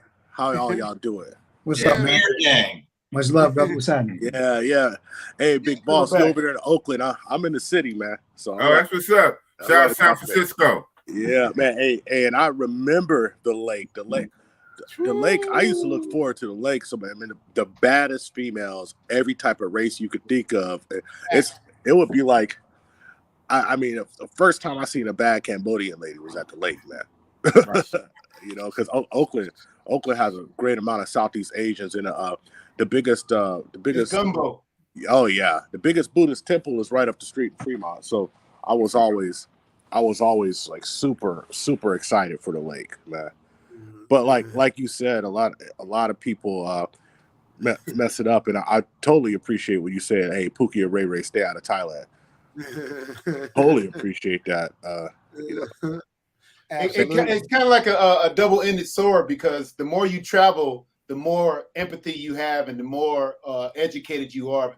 Because I know people in the hood in LA that have never been to the beach. Richie, you know that shit where it's like the beach is 18, 20 miles away, and they can't even leave that confines of the neighborhood. So when they do get out, they don't know how to act anyway. Absolutely. Man. Oh, shout out for the delicious vinyl shirt, though, man. That's the move. Everybody with that. Wow. Jesus. I gotta hide my shit, man. I mean, between my family members and my friends, this shirt, it ain't gonna last about another day, and then somebody's gonna get it. It's come up missing.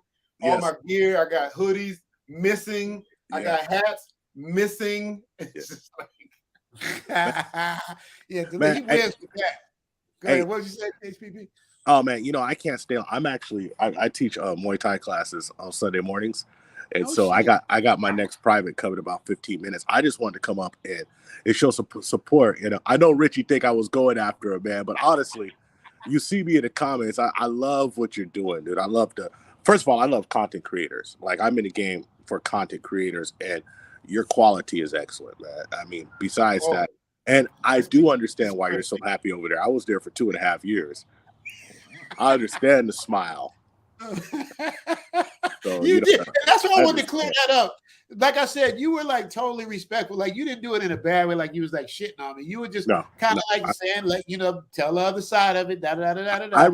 I refuse, and this is something that I ain't gonna go up there and shit on another black man who's trying to do something positive, who ain't really. It's not like you told people to go out there and act crazy. Right. And if you did that, and I would address it. So I would never do that, man. Right. Just being respectful is the way that I think if we, especially content creators, if we just approach things with more respect, you could resolve all types of stuff. Because people over here acting like they gang banging over the internet. I just never understood it. I never, and especially we're men. We should just be able, even if I disagree, I should be able to say I respectfully disagree and keep it moving. And but you're still gonna have my support, my channel support, regardless. Right. Because I support people doing positive stuff, you know. Facts. That's my motto. My motto is we're stronger together. You know what I mean? Like, that's why I like, you know, with other YouTube channels, smaller YouTubers, people helping each other out, man. That's how we win. You know what I mean? It's like, you know, but I love what you're doing. I love your channel. I love your partner. You know, you guys are doing good stuff, man. Make sure, Gail, can we drop the link? We got to drop the link for T. Wait a minute, let me see. Tell them your link. Oh, it's just THPP Network. You know, THPP stand for the Happiness Podcast Project. So we couldn't think of a name, and I thought of the most stupid name in the world, and we produced like 3 videos, and people started keeping it. So we just dropped and just said the THPP.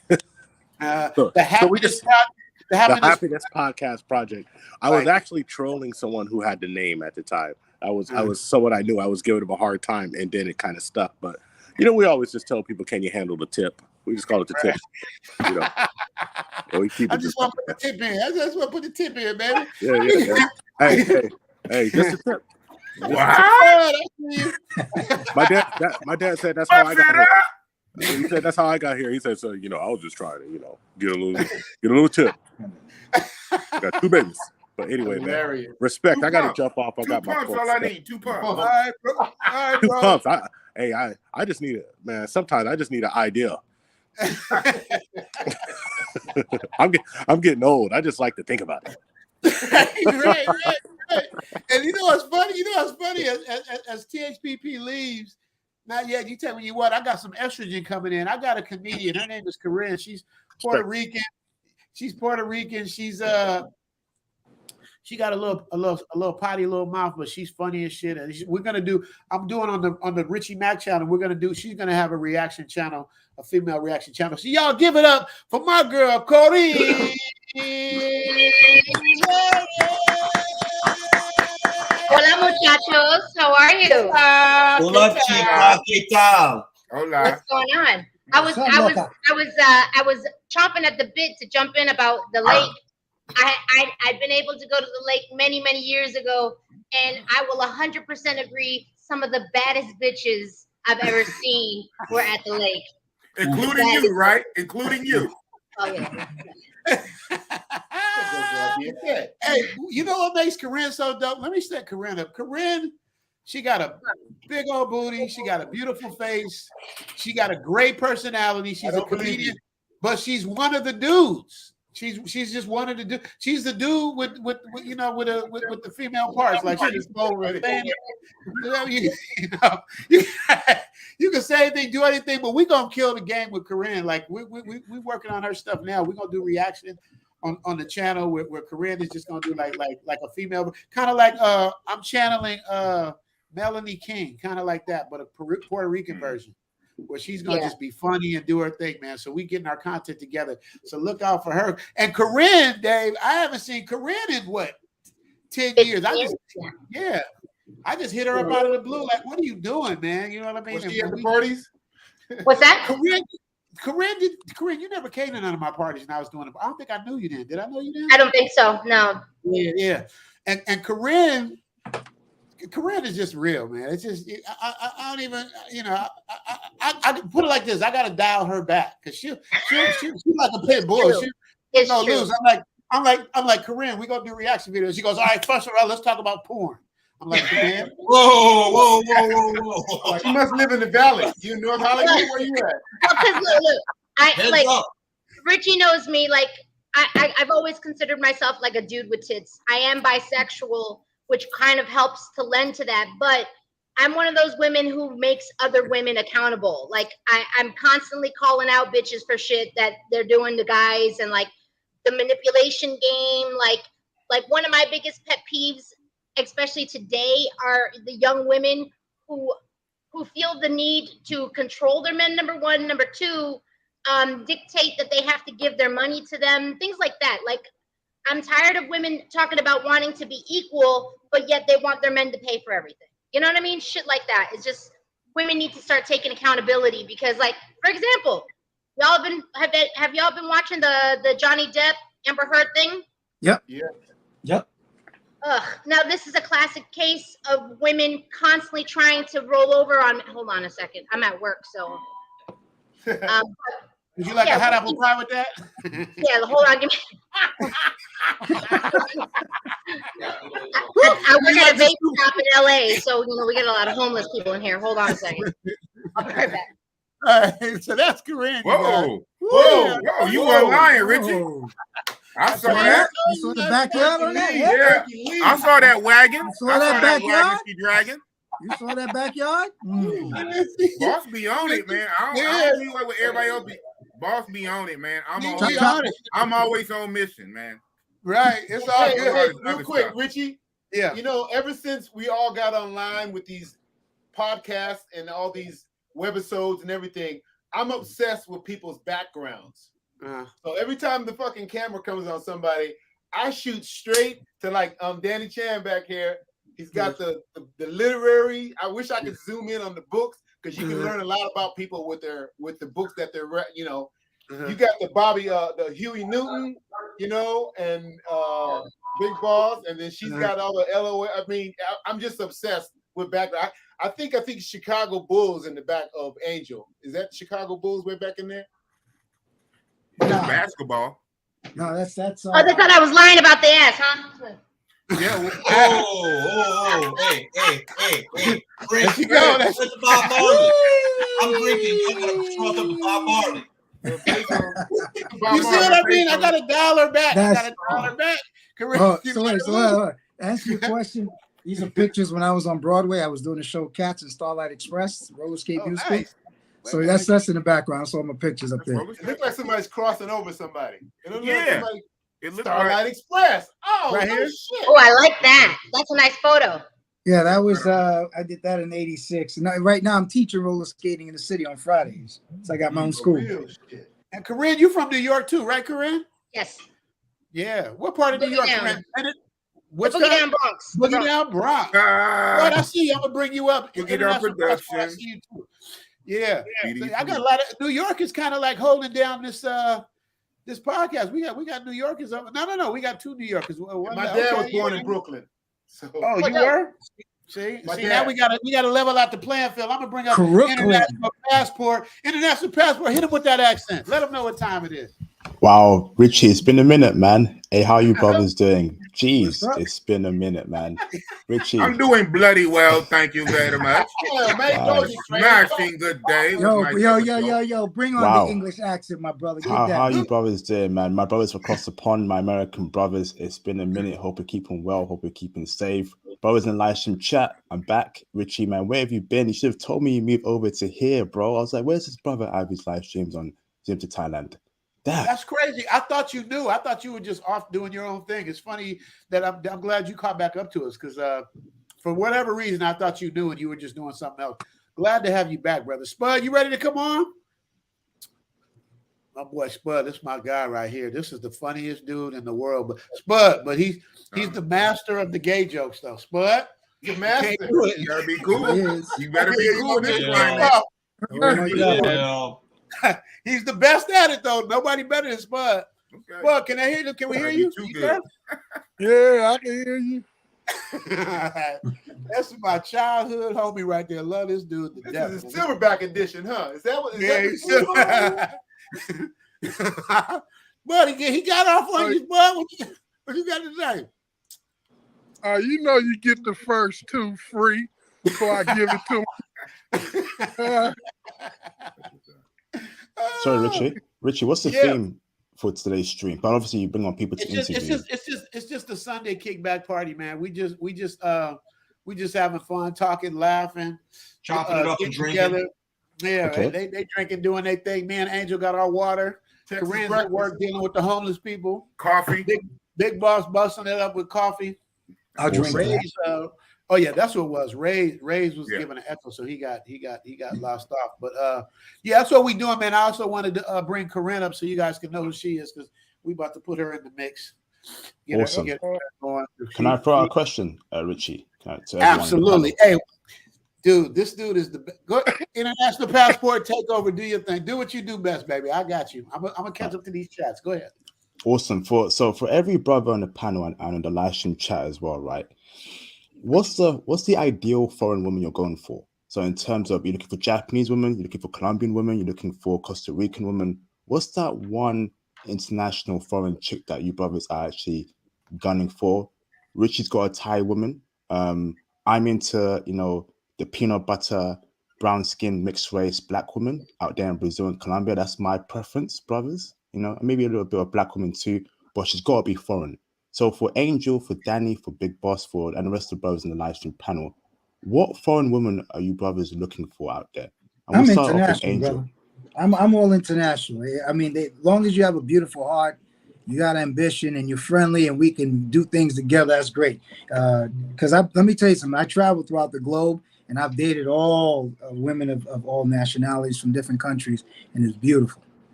So I got to leave it in the man's hands to let that woman come in my life. Okay. I want a Swedish one because they're easy to manipulate, like we saw on the Netflix thing. But apparently they're feminists, these Swedish chicks. I'm not too happy about that. Corinne, they're too feminist over there in Scandinavia. Is that true? I was kidding. I was kidding. No, I think women from Tahitian women are pretty gorgeous. Okay. The funny thing about your question is we looking on cultures to make a woman fit in with our scheme of things. Yeah. A lot of times it ain't even that. It's communicating. Because she could be from wherever. If she know how to get down, she know how to get down. Some people like a woman that know how to cook. Some people like a woman know how to cook. Some people like women know how to drink a 40. You know what I'm saying? So it's what you want that's going to really ultimately make it work out. But communicating is the key. Because I don't care where you from. If we can't communicate, and all I'm looking at is, like you said, that peanut butter skin and that fat booty, then hey, that's as far as it's gonna go. Because after the bedroom, it's a wrap. You know what I'm saying? So I look at things different. So it ain't where you from, it's how we can communicate. Because we get older. We getting older, and I don't know if most of these guys up here gonna keep it 100. A lot of us might have health issues, might be on some blood pressure medicine or whatnot. So the lifters in your lowrider might not be hitting the switch all the time. So you got to be able to communicate to know what makes you feel good, so that so it can roll like it's supposed to roll. And to key in what the other brother said, if you line up my ex-wife and when I dated before and after, no two of them look alike. And women ask me, what are you looking for? And I said, I don't have a prototype because I might be blocking a blessing. So funny story, you go to Pattaya, Thailand, it's got several clubs that have a lot of Russian tourists, but there's a lot of Russian women there. And a good buddy of mine in the Marine Corps is like, I came to Thailand. I met a very nice Russian woman. I was like, it didn't calculate in my mind. So God darn, sure enough, I go to Thailand one year. I'm in Pattaya. I'm by the pool, and I've never dated a white woman in the United States at all. And I met the most gorgeous, down-to-earth, hard-working Russian woman. And we kicked it for a few months because there's so many Russians that were there. So I don't consider her white in the American lexicon because she's a European. She's actually from Siberia. She's that Eurasian thing.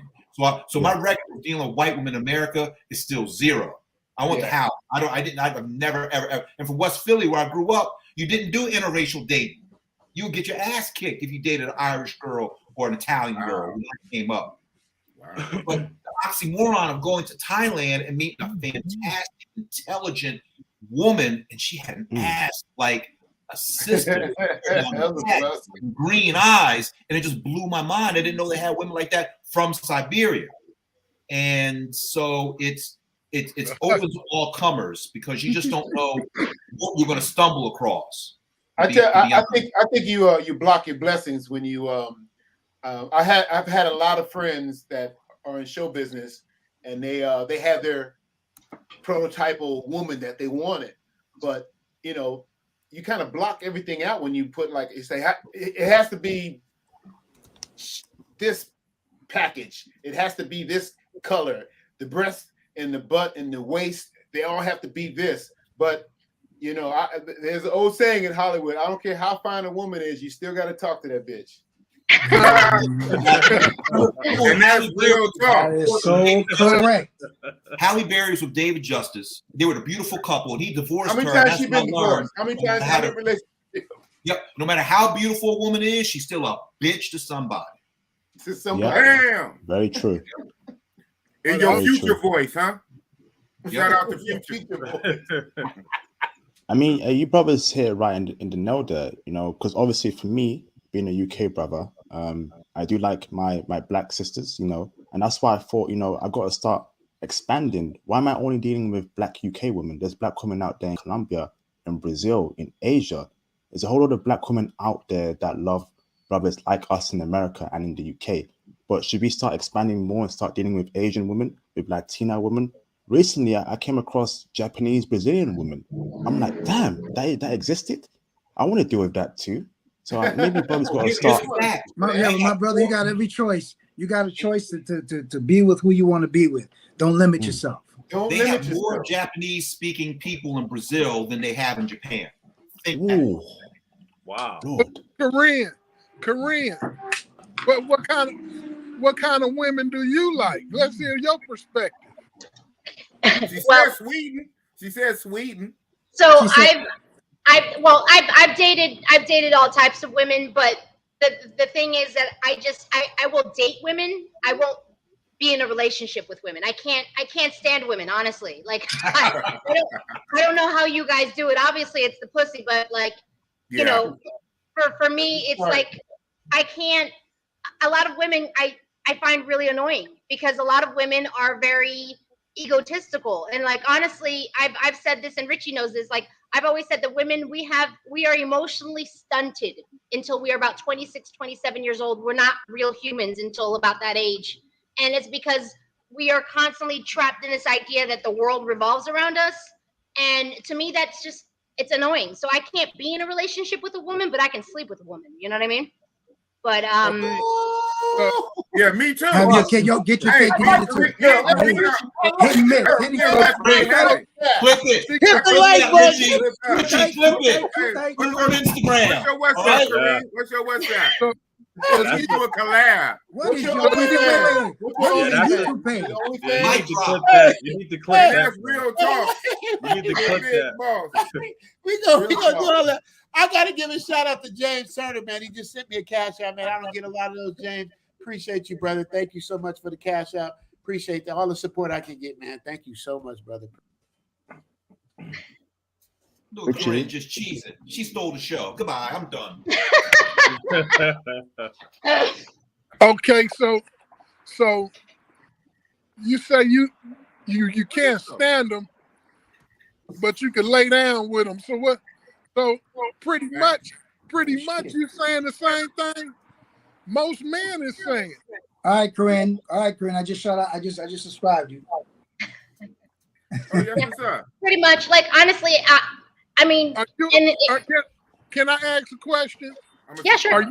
Are you a man or a woman? Because I don't want to go off on the wrong. Am I a man or a woman? Yeah, I'm not 100% on that. I have to ask. Hey, the way things go nowadays. That's all right, though. I have to calm down for that. I have big hands for a woman. I have big hands. So I am all female. I am all female.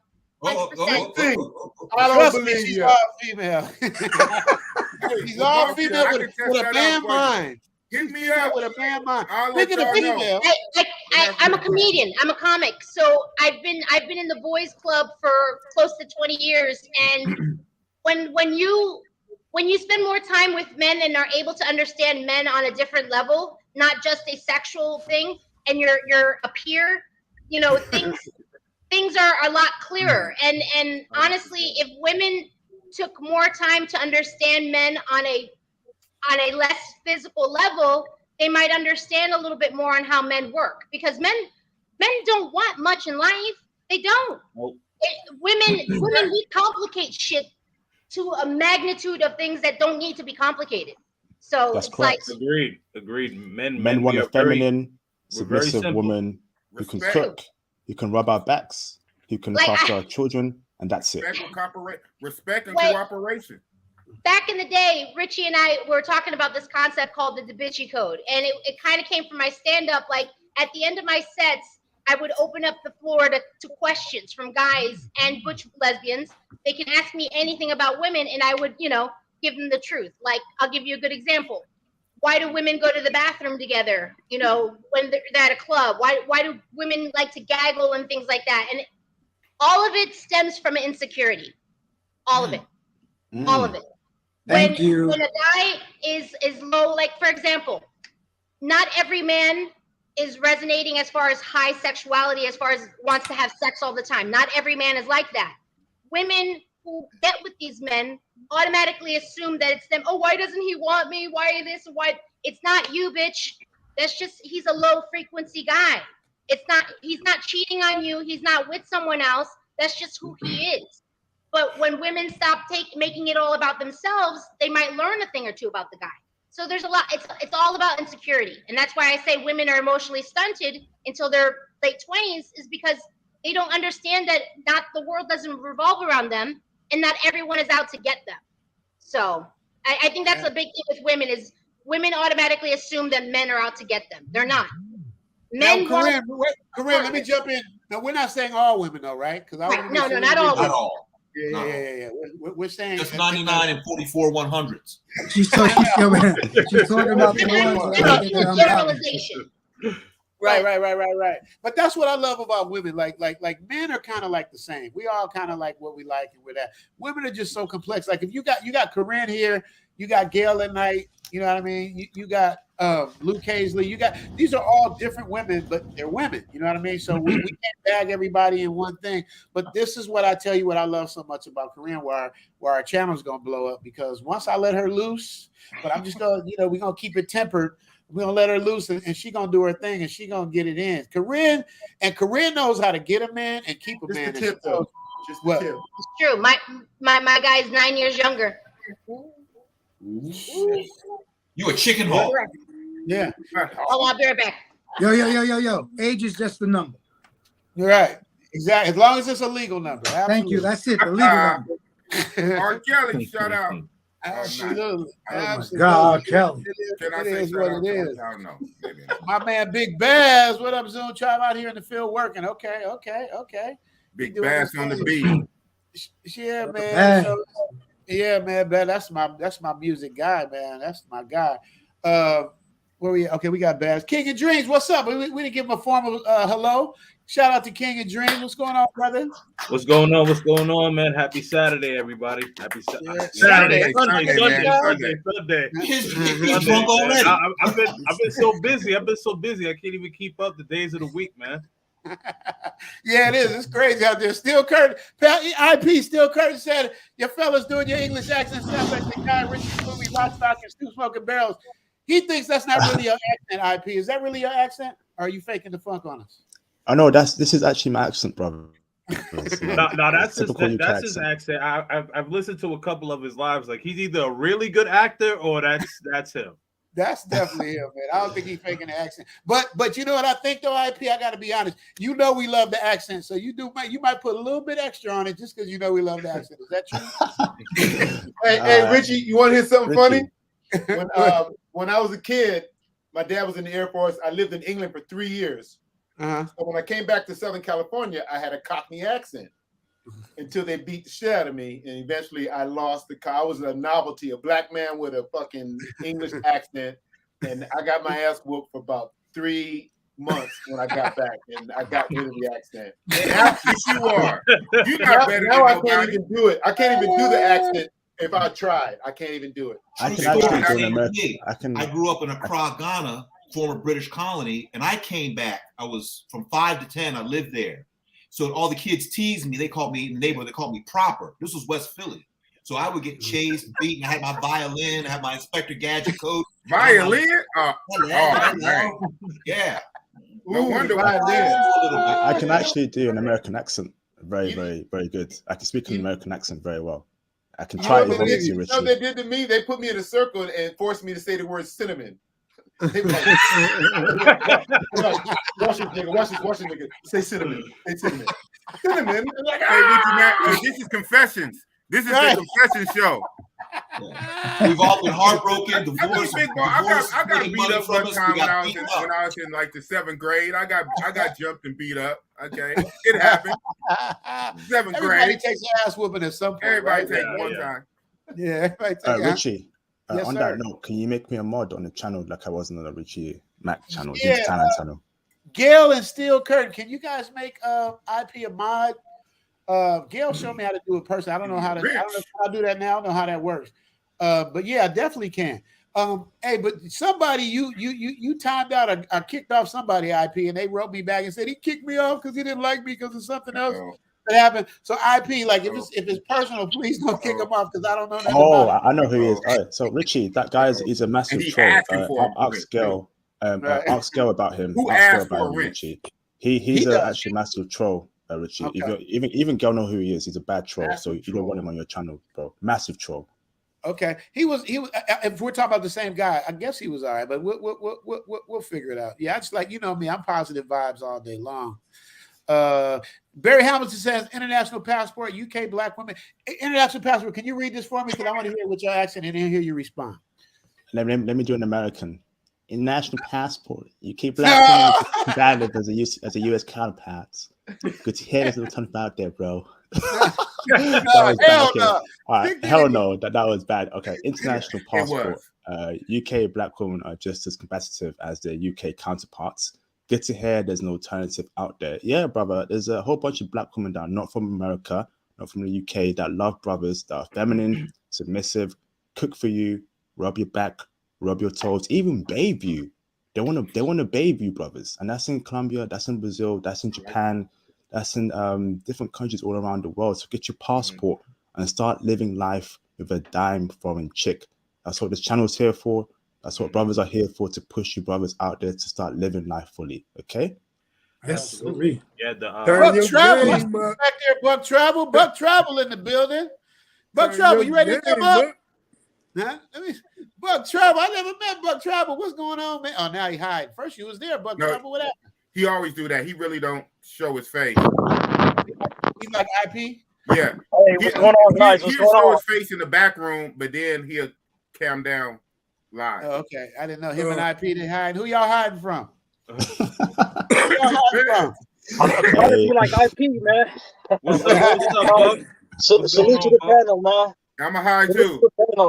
Hey, what's up? I'm hiding. Secret squirrel. I'm hiding from the IRS. They say I'm making too much YouTube You money. gotta copy the best, man. IP, man. What's going on? Zoom, man. Thailand is in the books for the first time at the end of the year, man. I'll be out there for a couple of months. Not a couple of months, but I'll be out there for 3 weeks at least. I'm trying to save my paid time off for that trip. But no COVID restrictions, no COVID requirements, anything like that. So that's the good news, man. So it's definitely on my radar, man. Another place I definitely want to hit is Philippines. Lately, the women over there have been showing a lot of love to me on the Tinder side. I don't know how it is in real life, but they showing me love over there. But Zoom, have you been there, Philippines? Yes, I have. And my man Spud, who's on here, he's married to a Filipino woman. He went to the Philippines and did the whole thing. So he can give you a lot on that too as well. The Philippines is great. What I love about the Philippines is the people are super friendly. Like, you're not gonna find more friendly people than the Philippines, bro. It's like even Thailand's the land of smile, but the Philippines, first of all, it's an English-speaking country. Second of all, the people are just super, super friendly, man. It's like, and they're not faking either. It's like if you like the people in Thailand, the Philippines is the next step up in terms of friendliness. So that's what's up. Yeah, but that's what's Spud. You got anything on that? We about to shut this down because we went over 2 hours, so we're gonna shut it down soon. So Spud, you got anything to say on the Philippines being married to a Filipino wife? Oh man, it's great, man. It's the business. It ain't like he blowing no smoke up y'all butt, but I'm gonna keep it 100. You know, it's what you put in, what you get out. You know what I mean? You put energy into a woman trying to please her, then most times she gonna put that same energy back into you. Like how Koreans say, she can't stand them, but she love to lay down with them. I ain't mad at you, little mama. I ain't mad at you. It is what it is, and it do what it do. But hey, if you looking for one that's gonna be solid, no, it's funny when you did that. I mean, get you a project girl. Where you at, boo? Go Ladies to and gentlemen, the guy that's married to a Filipino woman says, "Get a project girl." Ladies and gentlemen, Spud, let's say out of Spud. Get your project girl. Okay, that's what you want to do. The Philippines has over 7,000 islands, so you can find any color, any size, any shape. And I dated many Filipinas, but I met a woman who was called Chavacano. They're down in the south, and they were directly descended from the Spanish. They don't speak Tagalog. They speak the Chavacano, which is heavily Spanish. She looked like she came from Medellin. The booty, the eyes, the hair. We're in Manila, and she couldn't really communicate with the Filipinos because of the dialect. And she was so sweet. She was like a tantric massage expert. She just blew my mind when it came to like intimacy type stuff, the spirituality, just being nice, just bringing things to you. And we're still in touch to this day. And it's very, very spiritual out there in the Philippines. Mm-hmm. Yeah, the people are very. I loved it. It was very nice. I just the food is what that was the deal breaker for me. It's not as good as in Thailand in my opinion, but they eat a lot of pork. I try not to eat pork. I still cheat a little bit, but I try to be a little on the what's name side. So Miss Big Booty is back. You back, Big Booty Puerto Rican? Are you really Puerto Rican? Korean? Yes, I did my DNA. Okay, I'm 38% African. Just so you know, guys. That's where the booty come from. You know what I mean? That's what it is. We already know. That's what it is. So we about to shut this down soon, y'all. Let me see.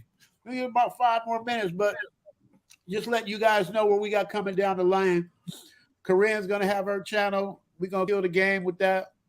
Corinne is she's already a hit. Probably the women are probably gonna hate on her, but the men are gonna love her. So haters gotta hate. The real ones, the real women, they're gonna be ride or dies because they're gonna be like, "Yep, finally someone said something." Right. I'm your newest subscriber, Corinne. I just hit the button. Oh, thank you. Corinne picking up subscribers already. See, I already got it. That's what I'm talking about. Yeah, we gotta support each other, man. So if anybody want to give any shout out to their channels, I'm gonna we got to subscribe to Big Boss. I want to hit y'all off before I go. Anybody else? King and Dreams, we did yours. Dave, we got to put yours back again too, so we can get yours up. Man, I really. Hey, it's funny. The Oakland vibe is coming through the screen here. My cousin Don Reed, just called me during the show. That's why I jumped up real fast. But he's Mr. Oakland. He grew up in Oakland, so Oakland is fucking oozing out of the screen today. Is he a YouTuber? Is he a YouTuber? Your cousin? Yeah, he has some one-man plays on his YouTube. I'll put the link in the comments. Put it in the private chat. You can type it in the private chat. I'll pick it up. Maybe I can have him on my channel or whatever. It's all good. Yeah, Dave, please make that connection. Yeah, please make that connection because Big Boss always plugs me. I call him the plug because he always hooks me up with YouTubers. But Big Boss ain't afraid to have somebody. He don't care if you got 1 million subscribers. He's gonna ask you to be on his channel. You got to do that though. You got to do that, man. Ain't nobody bigger than a program. That's what it is. Real talk, Big Boss. That's a fact. I'm waiting on Luke Casey to step up. Luke Casey, what's going on? Are we gonna get something before I get off this channel? Because I want something with you and Gail at night. I need salt and pepper up here. So y'all holler at me, tell me something. Look at people trying to slide in Luke Casey's DM. Spud, I'm gonna bring you back up before I get off. Spud, let's just keep the energy like where it is, man. Let's keep everybody fun, man. Men or women and go to the ghetto and everybody we on some other time. You don't have to slip that one in. But on the real talk, I didn't have a Nigerian woman that's on to do the same thing. If not, same thing they do in Asia and everywhere else in the Philippines. The same thing, believe it or not. It's just a lot of it is cultural to where people are raised to do certain things. In America, we not teaching the next generation the importance of making the man happy, vice versa.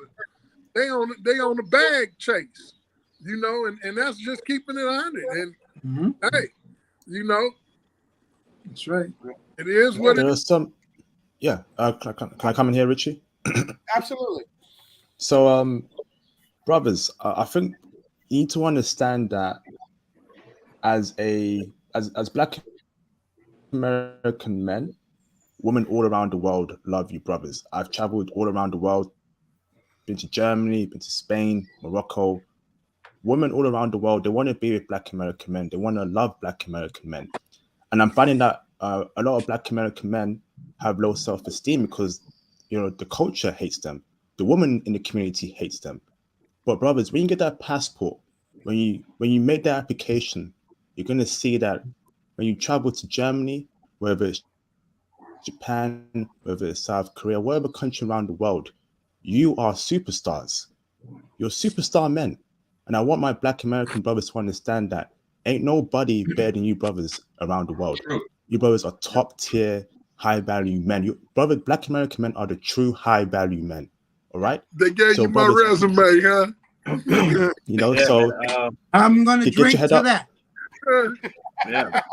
So raise your head ups, walk with pride, walk with your chest out, and go out there and slay these beautiful dime foreign submissives. When I was in China, I felt like I was Michael Jackson. Salute. My coffee. IP, what you said is very true. Because if you look on blackdemographics.com, we are actually the second most sought out under white men, and so we're number 2. So we're up there. We're number 2. We're number 2. Come on, man. You know what I mean. Number 1 soon. Number 1 coming soon, man. Number 1 soon come. Yeah. In reality, we're number 1. But if you look at we already been number 1.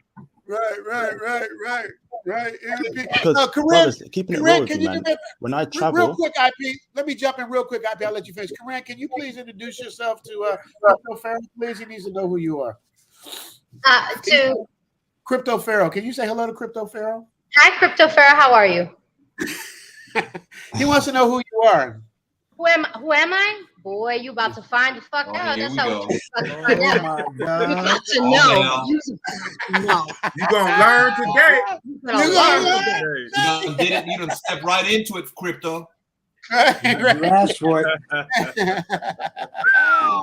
So that's what's up. So IP, finish what you were saying, IP, and we're gonna get ready to shut it down. So finish what you were saying, IP. Awesome. So, when I travel, I see brothers with very good looking women that you will never get in America because the whole culture is screwed up in America.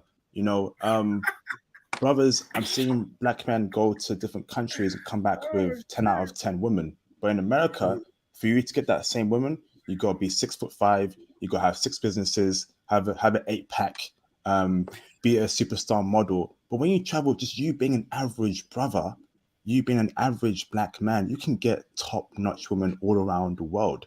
So stop wasting your time, breaking your back for these horrible American women or UK women, and get out there and start living your life and living your dreams. IP, I gotta stop you. IP, you can't say all though. You can't. You're gonna get us all killed. Sorry, 99.5% of women. 99.5%. 99 point. Shit. No, I can't. You can't say that high. You gotta give at least, like, in fairness, and they'll get mad at this, but I'd say at least 20% of them can't be all. You got to give them a good. You know what I mean? 99 that's just too much. I don't know. I ain't dated everybody, but yeah, we got to be cool on that because the women already hate us for being men channels and all of this stuff. So let's try to spread love, man. Let's not put everybody in a box. And if we do want to say something messed up, we'll leave it to Corinne. You know how they have black people always have like the black person say bad about black people. Like they got what's her name? Candace Owens. They sick her on us because she's black. So they just sick her. So we'll use Corinne. We're gonna sick you on the. Damn! Somebody snapped off. What's going on? Yeah, he said we got Idris Elba. They call you Idris Elba. IP. That's a good compliment. Yeah, that's good with me, man. That's good with me, man. Right. And Steel Curtin is right what you said. Get your passport, brothers. I got a good English accent, but when he's on it, mine sounds terrible. So can you say get your passport, brothers? Can you say that, IP? Get your passport, brothers. Get your passport,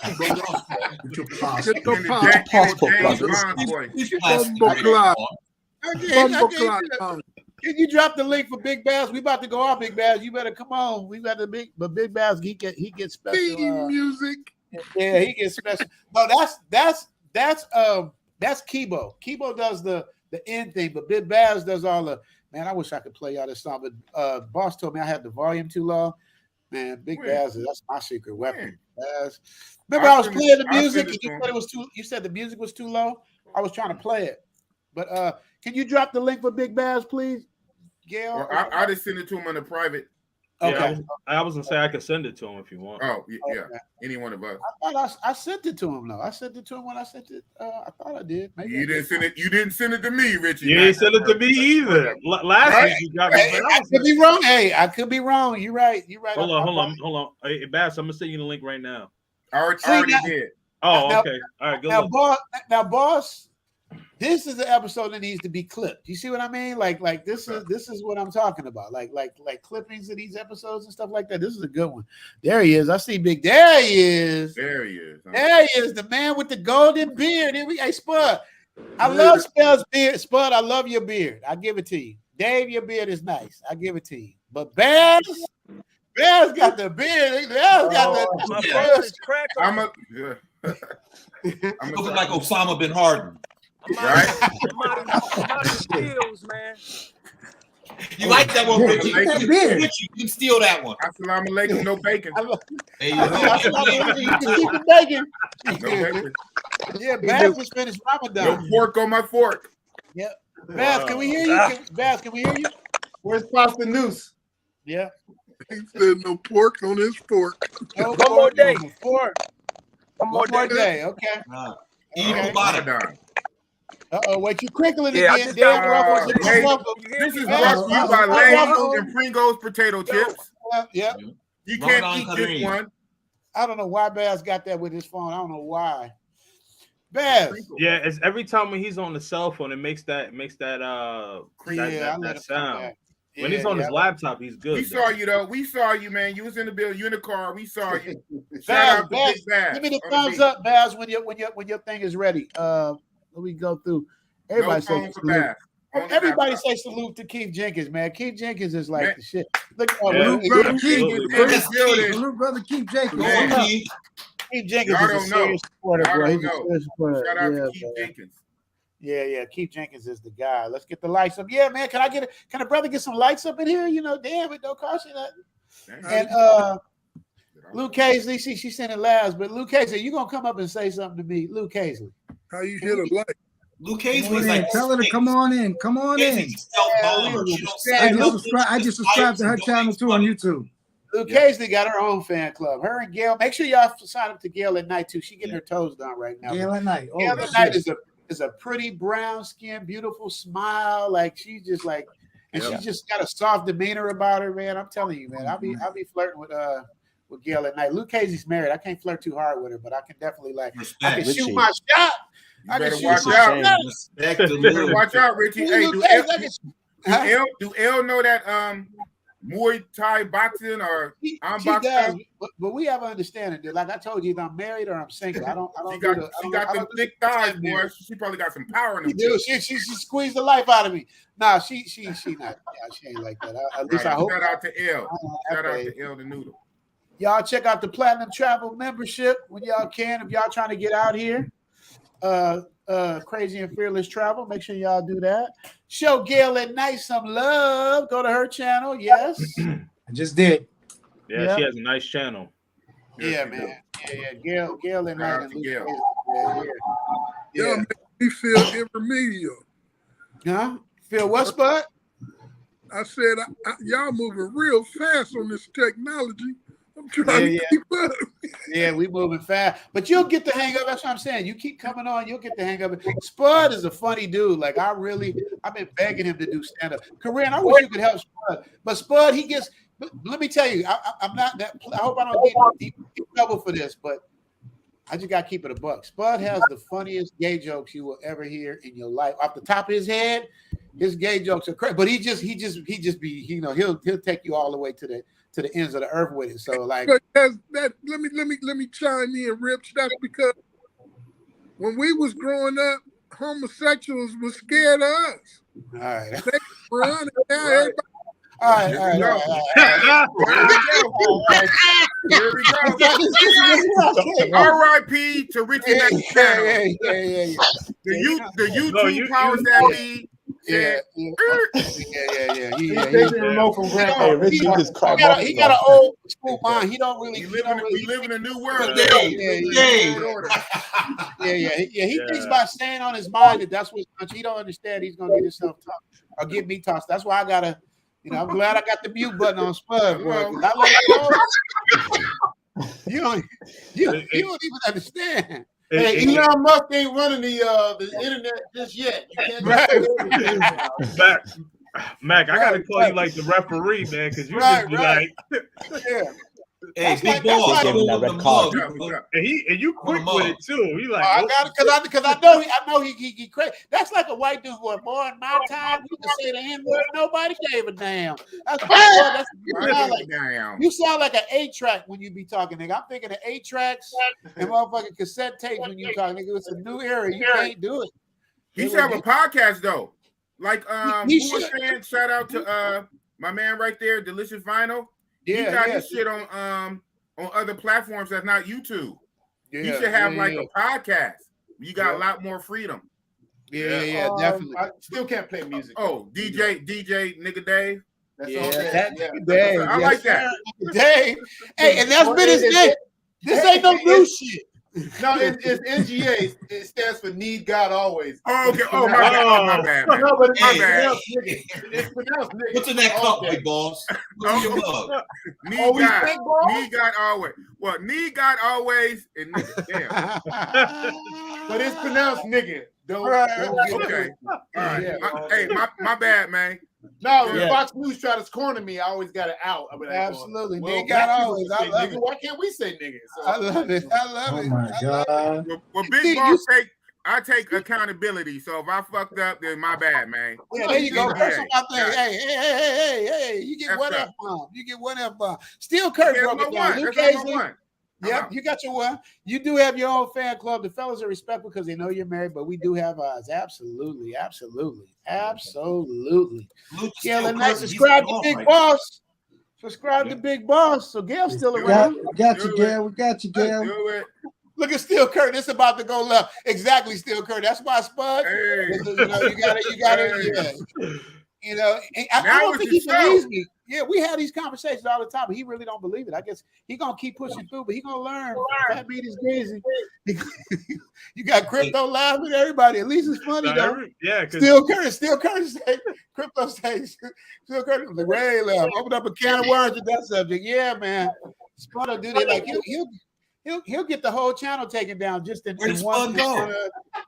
Spud is no time out. I can't let him lose because he'll Big Boss, I just subscribed.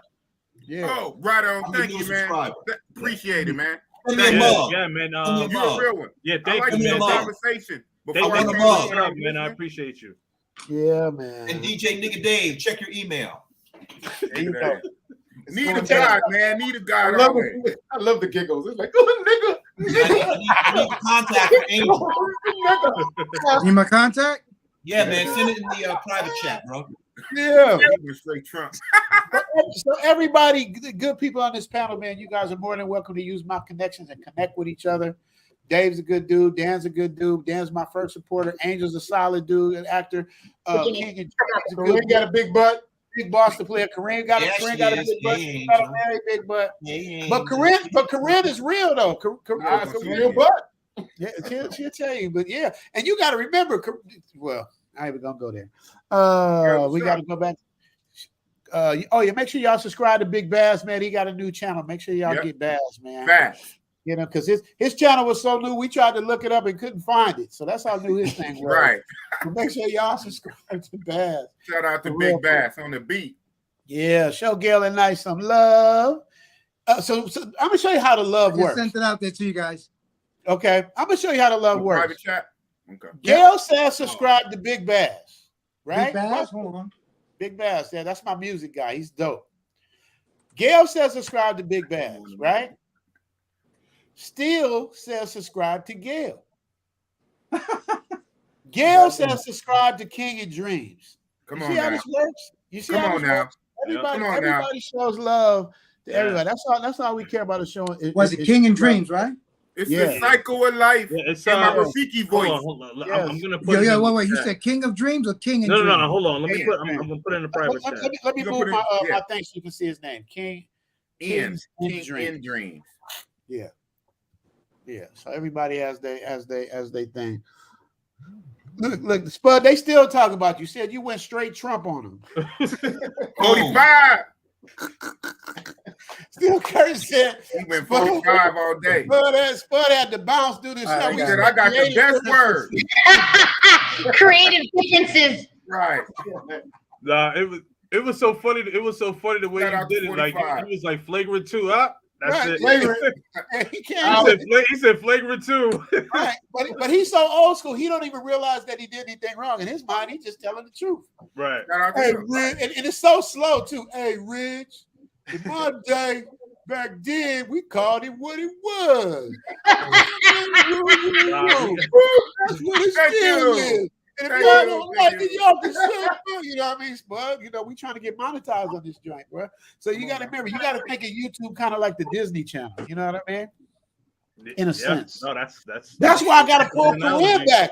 Corinne is almost like Spud. I got to put it, but Corinne, she's a female, so she'll get a little more. You can get away with it. Yes, exactly. Look, I flipped that bitch on her back and put her legs behind her head. You know, she can say that. She won't get in trouble. Yeah. But, you know, I like Swedish women because I can control them. Yeah. I mean, that's why I date white people. Yeah, right. Yeah, you white yourself. No, she's Puerto Rican. She's Oh man. She's hey, I'm hiding again. Both hiding again. Get him, Corinne. Get him, Corinne. I know you did not just call me white. Listen, we did 23andMe. Western European. Yo. Look at those eyes, fellas. Look at those eyes. She putting up the gun. Hey, you gonna come out. You about to get cut. Yeah, you know I got knives. Keith Jenkins said he said to everyone. Let me tell you about Keith Jenkins. I don't know where Boss went, but I'm gonna tell you, Keith Jenkins. I watched him drop a $300 super chat on Big Boss just for the love, man. I'm not saying he's gonna give everybody $300. I'm not putting that pressure on him, but I'm just saying that's the kind of love and person this dude is, man. So y'all show this dude some love, man. Hey, Key. Yeah. Right. Keith, what's up, How you Keith? What's doing? up? Right. Hey, he can't do no wrong in my book. Cell phone bill is due. Shout out to Keith Jenkins. But I'm gonna tell you how it works. I'm gonna tell you how it works, though. This is how God works. How the community works. Big Boss would always drop super chats on me. He dropped it for $20. He dropped it for $50. And one time, $300 though. I'm getting there. I'm saying, but all the times that you, I mean, I would send you stuff back, but I couldn't match what you were doing. But Keith Jenkins brought that all the way around full circle, man. You know what I mean? And that's what I'm saying. Because the fact that Big Boss, he got such a genuine heart. He's a big dude with the heart of a lion. He's just a gentle bear to me. But he'll growl at you though. He barked at me last time. I barked back like he Big Boss when he stands firm on his shit. Like I ain't taking the shot. Like I ain't doing it. Ain't nothing you gonna tell me about it. Ain't nothing you can say. No kind of JFK. I ain't doing it. When he stands 10 toes down, he stands 10 toes down. But he's a good dude. He speaks his mind. I mean, I'm just saying, call it like it is. I love you too, Richie Mack. I love you too. Paul. Yeah, Paul. Paul. Sean Miller, Richie Mack. How long you suggest someone stay in Thailand doing their first visit to get a genuine feel for it? That's a great question, Sean. I'm gonna answer this. When somebody told me this, I was like, yeah, you bullshit, but he's right. But the person that told me this, to really get Thailand, you need 3 weeks to a month. And that's what any place to really get acclimated. You need 3 weeks to a month. If you really want to get acclimated, because you got to remember the flight is a whole day. So you lose a day on one flight. You lose a day going back. Actually, you lose 2 days coming to Thailand because we're a day ahead. So you lose 2 days coming, you lose a day going back. So that's 3 days. Then you got to get acclimated to the whole time difference. Like I said, this morning for y'all, as you can see, it's fucking 2 a.m. out here.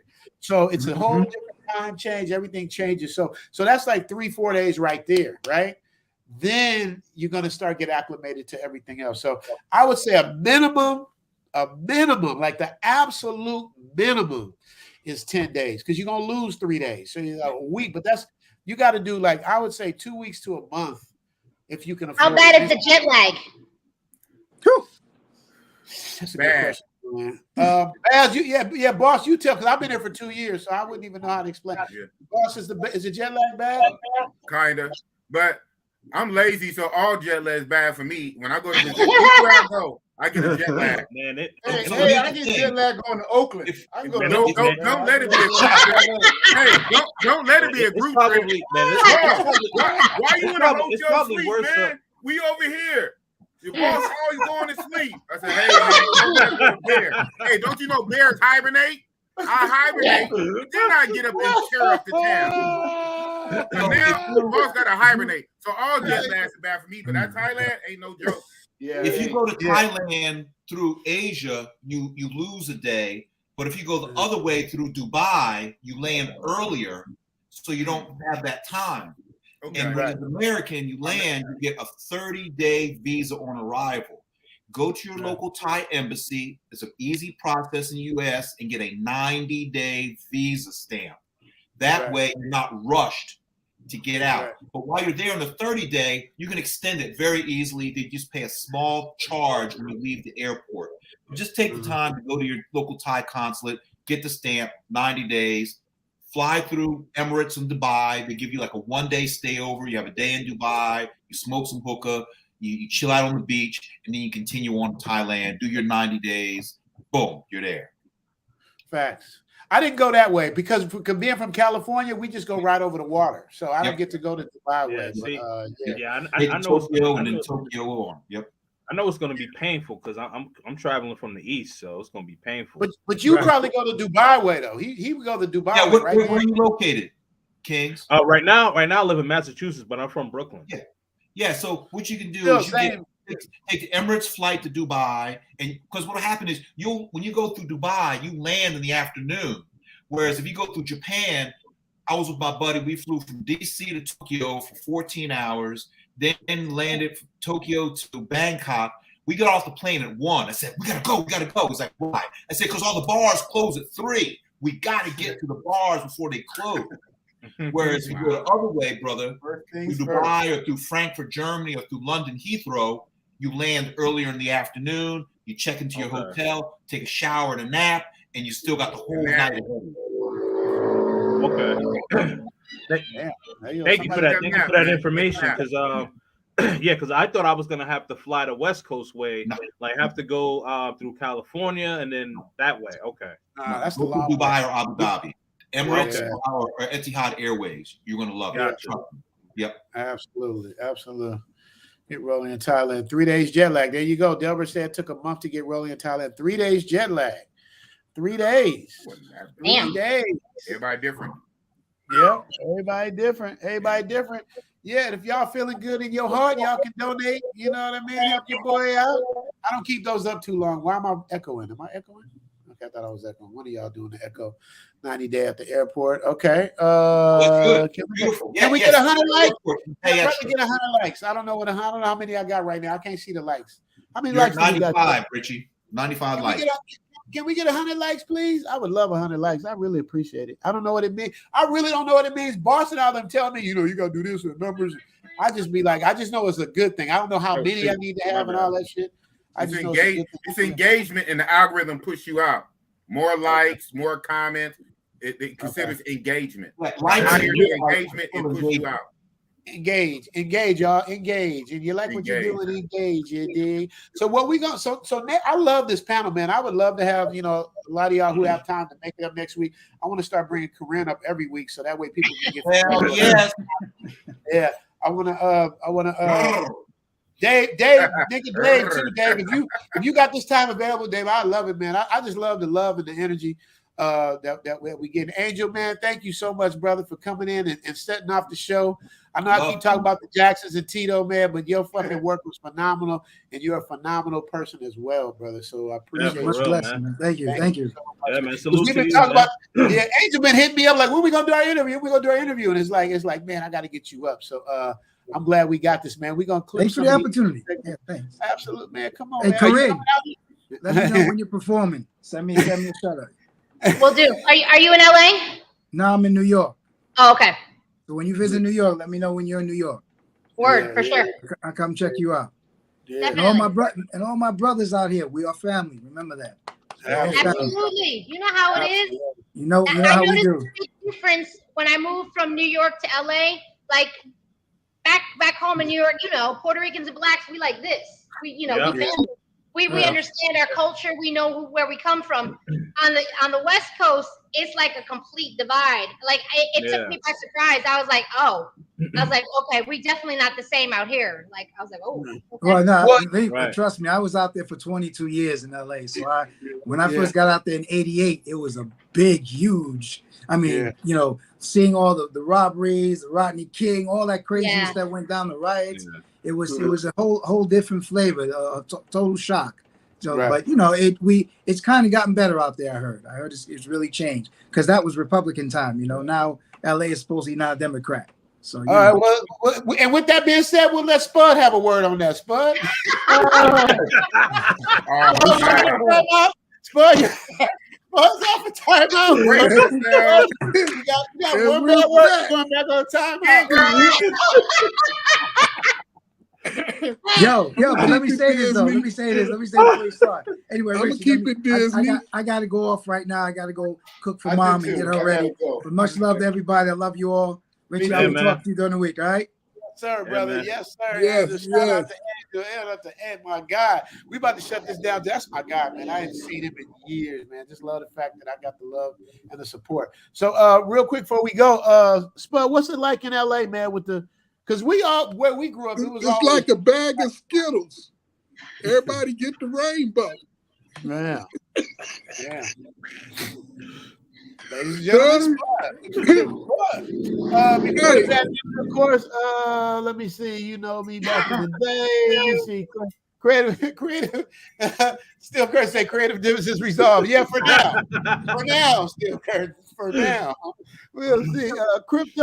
Crypto says, I grew up in New York and my block was Jamaican, Puerto Rican, Haitian, and Black. We were tight as hell. Yeah. See, because you guys got to understand the difference between New York and LA. New York has always been a melting pot. You know what I mean? Yeah. And at one time, New York was separate. You had the Italians and the Irish and all of that stuff. It was separate, so it was different. The Puerto Ricans and blacks had to get along because that's all they could afford. So they knew each other. You know, that's why when a Puerto Rican says the N-word, we don't get offended because they want us. They Taino, they African, and they Spaniard. So they got us in them. So that's what that is. So we got to be 100. In LA's blacks against Mexicans fighting, not generally speaking, fighting for space, for all kind of shit, fighting for whatever. It's just a different get down. Yeah, it's a whole different get. Just like Boss might be able to tell you, like even the Mexicans are like that. Like the northern Mexicans, where he's from, Oakland, they don't like southern Mexicans. The Serranos, Nathaniels, they don't like. It's like we always find a way to separate each other, bro. So you got East Coast, West Coast, North, South, anyway to separate each other while the other people is winning and getting over. You know what I mean? It's a crazy situation, man. It really is. I hate it. It's cool. Sean Mills, I'm an East Coaster living in LA. It's a shame to see minorities hating other minorities so much here. Yeah, man. It's true. Bad. It's bad. Now, I'm gonna read this last super. This is from my guy. Now, Spud. The reason this is your call, right? T-Bop Mufuki is now. This is like my little brother. I grew up in the church with him, right? Literally grew up in the church with him at Dave's church.